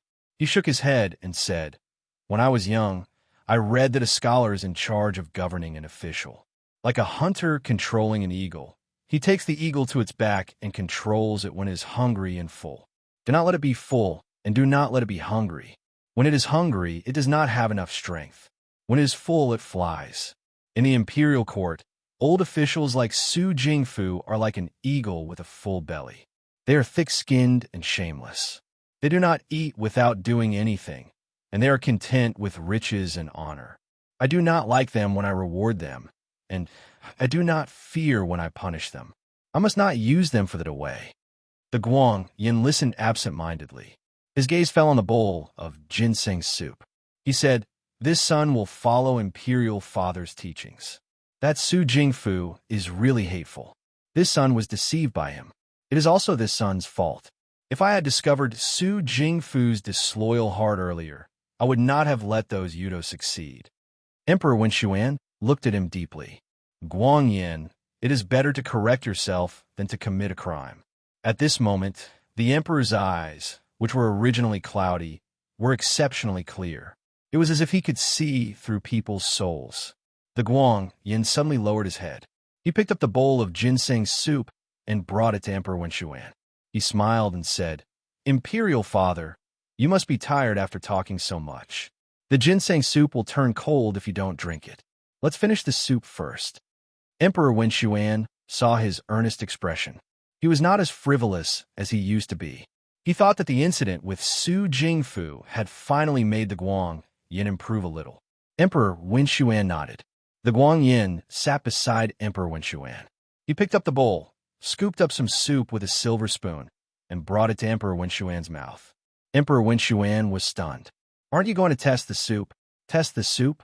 The Guang Yin looked at him. Perhaps you haven't served me soup for a long time. You don't even know the rules of testing soup. Although Emperor Wen Xuan said this, his tone was still tolerant. Lao Si comes to deliver soup every day. You have to test it first. The Guang Yin panicked for a moment. It was true that he had not served Emperor Wen Xuan for a long time. Therefore, he did not know that Emperor Wen Xuan would still remember to test for poison when he was so ill. He also did not expect that even the food delivered by the Guang Yin would not be trusted by Emperor Wen Xuan. But this ginseng soup, his fingers trembled slightly. Emperor Wen Xuan was only joking. Although there were many rules in the palace, he did not follow every single one of them. He wanted to tell him to forget it. But when he looked up, he saw the Guang Yan's pale face and pale fingers holding the bowl of soup so tightly. At certain times, humans would have intuition. The bowl of ginseng soup was steaming hot. It had been left for a while, so it was just right. A faint aroma could be smelled. However, the person in front of him looked a little too nervous. The emperor's gaze instantly darkened. He slowly opened his mouth, and his tone was unfathomable. Guang Yin, drink a mouthful first. Imperial Father, there are no other spoons here. It's fine. I can order someone to get more. Now, taste the soup first. Under such circumstances, the Guang Yin could not avoid it. He could only pick up the soup and use the silver spoon to scoop a spoonful. He slowly brought it to his mouth, but he was reluctant to touch it. Emperor Wen Xuan looked at him, and his heart sank. In the past, although he knew that the Guang Yin was tyrannical, they never dared to do anything to him. Moreover, he was his own flesh and blood. He also turned a blind eye to the Guang Yin's conduct outside. This time, even if something happened to Su Jingfu, Emperor Wen Xuan still wanted to protect him. Even just now, before he handed the bowl of soup to the Guang Yin, Emperor Wen Xuan still wanted to give the Guang Yin a chance. He did not want to mention the matter of changing the crown prince until the very last moment. However, he never expected that the Guang Yin would actually kill his father and the emperor. "Why aren't you drinking?" he said in a low voice as he looked at his son, who was a stranger to him. The Guang Yin gritted his teeth and lowered his head to drink the ginseng soup. However, at the last moment, as if he had touched a soldering iron, he suddenly flung the bowl away and stood up. The bowl of soup fell onto the velvet carpet in front of the couch and splattered all over it. The Guang Yin suddenly came back to his senses and realized how stupid his actions were. He trembled as he looked at his father on the couch. Emperor Wen Xuan looked at him with disappointment, pain, and a coldness that had never been seen before. "I didn't know," the emperor said word by word. "Your purpose for coming here today was to take my life." "No, I didn't," the Guang Yin subconsciously denied. "I didn't do that. I only need to find an imperial physician to examine it, and I will know immediately." Emperor Wen Xuan's expression was cold. He stood up and was about to get off the couch when he shouted, "Someone, Imperial Father!" The Guang Yin rushed over and covered his mouth. He said anxiously, "I didn't." Emperor Wen Xuan's health was not good these days. After being pounced on, he fell directly onto the couch. The Guang Yin took the opportunity to sit on him. He glanced at the cotton pillow on the couch and grabbed it without thinking. He tightly covered Emperor Wen Xuan's mouth and nose. There was only one thought in his mind. "I can't let Emperor Wen Xuan say anything." The person under him struggled with all his might, but how could an old and sick person compare to a person in the prime of his life? The more he struggled, the more ferocious the Guang Yan's expression became. He almost pressed his entire body weight on Emperor Wen Xuan and pressed the cotton pillow as if he was pressing a dying fish. He said in a short voice, "Don't shout. I told you not to shout." The fish that was thrown into the desert from the swamp desperately swayed its body, hoping for a chance to live. Its scales were flung around until the scorching sun dried the fish's eyes. It was completely lifeless. After an unknown amount of time, the struggling under him gradually stopped. The Guang Yan's forehead was covered in sweat. He suddenly released his hand and pulled the cotton pillow away. Emperor Wen Xuan was lying on his back. His face was purple and his pupils were dilated. Under the dim light of the bedchamber, he looked like a demon. The Guang Yin was shocked. He fell off the couch and sat on the ground. He could not help but take 2 steps back. After a long time, he came back to his senses and realized that Emperor Wen Xuan had really been suffocated to death by him this time. The eunuchs outside had already been sent away by him. Guang Yin had come here today to poison the emperor. However, he did not expect that the bowl of ginseng soup mixed with bo poison would be discovered by Emperor Wen Xuan. In the end, he was suffocated to death by him. The bedchamber was empty. The sound of the wind was like the wailing of a demon, causing a chill to run down one's spine. The Guang Yin endured the fear in his heart and stood up. He walked in front of Emperor Wen Xuan. He first picked up the bowl of soup on the ground and placed it back into the mahogany basket. Then, he walked in front of Emperor Wen Xuan's bed and helped Emperor Wen Xuan to lie down on the bed. He smoothed the emperor's eyes and covered him with a blanket. Seeing his father's eyes open, the Guang Yin became bolder. His eyes flashed with a trace of madness. He looked at Emperor Wen Xuan's corpse and said in a low voice, "Father, please don't blame me. If you want to blame someone, blame yourself for not giving the throne to me. If you didn't force me, I wouldn't have done this. The throne was originally mine. Father, just watch how your son sits on this throne. Just watch." He slowly clenched his fists and suddenly stood up. He took the mahogany basket and turned to leave the bedchamber. It started to rain again in the night. He vaguely heard the sound of rain outside in his sleep. After being woken up, he couldn't sleep anymore. He turned over and hugged the person beside him by the waist. It wasn't that he wanted to take advantage of Xiao Ju. It was just that the weather was cold. It was much warmer to hug someone beside him. Xiao Ju slept very quietly. Her sleeping posture was also very good. It was very different from her sprawling posture. Her movements also woke Xiao Ju up. Xiao Ju lowered her head and looked at the person who was hugging her tightly. She asked softly, "Why aren't you sleeping?" "I was woken up," Hien said in a muffled voice. "I can't sleep." This was a little strange. Although many years of military life allowed her to be alert in her sleep, ever since she came to the Xiao family, she still slept very soundly. It was rare for her to have such insomnia. Hien didn't know why, but she felt a little uneasy. It was as if something was going to happen. Xiao Ju noticed her uneasiness. Xiao Ju paused. She rested her chin on her head and asked, "Do you want to sit on the roof?" "Hien," she said, "it's raining outside." "Xiao Ju, it's just a joke." Hien wanted to say something, but stopped.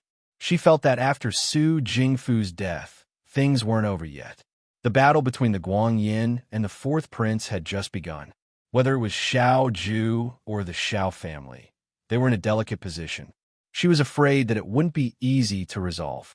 However, it was a little disappointing to talk about these annoying things in the middle of the night. Hien was thinking about it when there was a knock on the door. Fei Nu's voice sounded from outside. "Young master, I have something to report." She was startled. It was the middle of the night. Why was Fei Nu in such a hurry? What could have happened? This time, she didn't feel sleepy at all. Xiao Ju got up from the bed and lit the oil lamp in the room.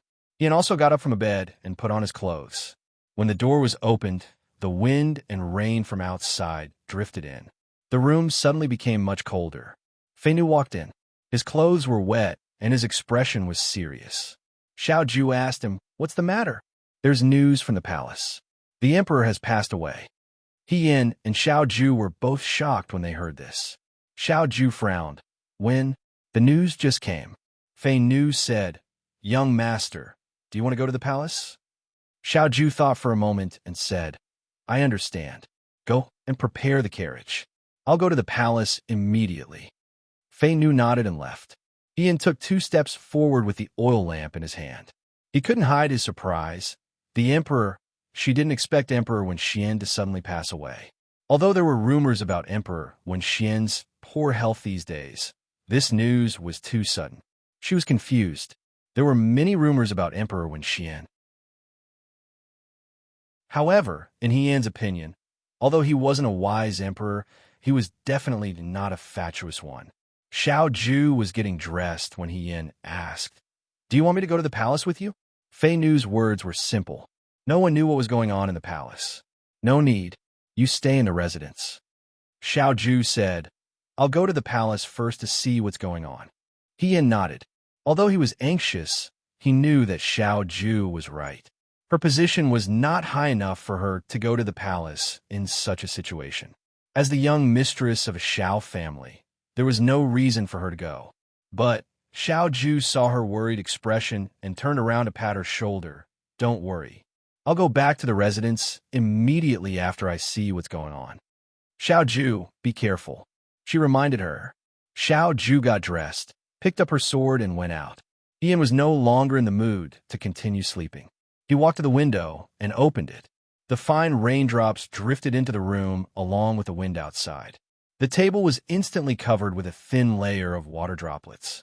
The wind blew on Yan's face, causing the hazy sleepiness to disappear. His mind was incomparably clear. Although he shouldn't be thinking about such things at this time, when one thing happened, many things would follow. Before Emperor Wenxian passed away, he didn't mention the matter of changing the crown prince. Although there was a lot of discussion in the imperial court, if there was no change, the crown prince would inherit the throne. However, everyone knew what kind of person the crown prince of Guangyin was.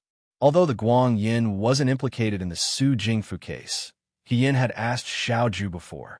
The Supreme Court had received orders from Emperor Wenxian to protect the crown prince of Guangyin in secret.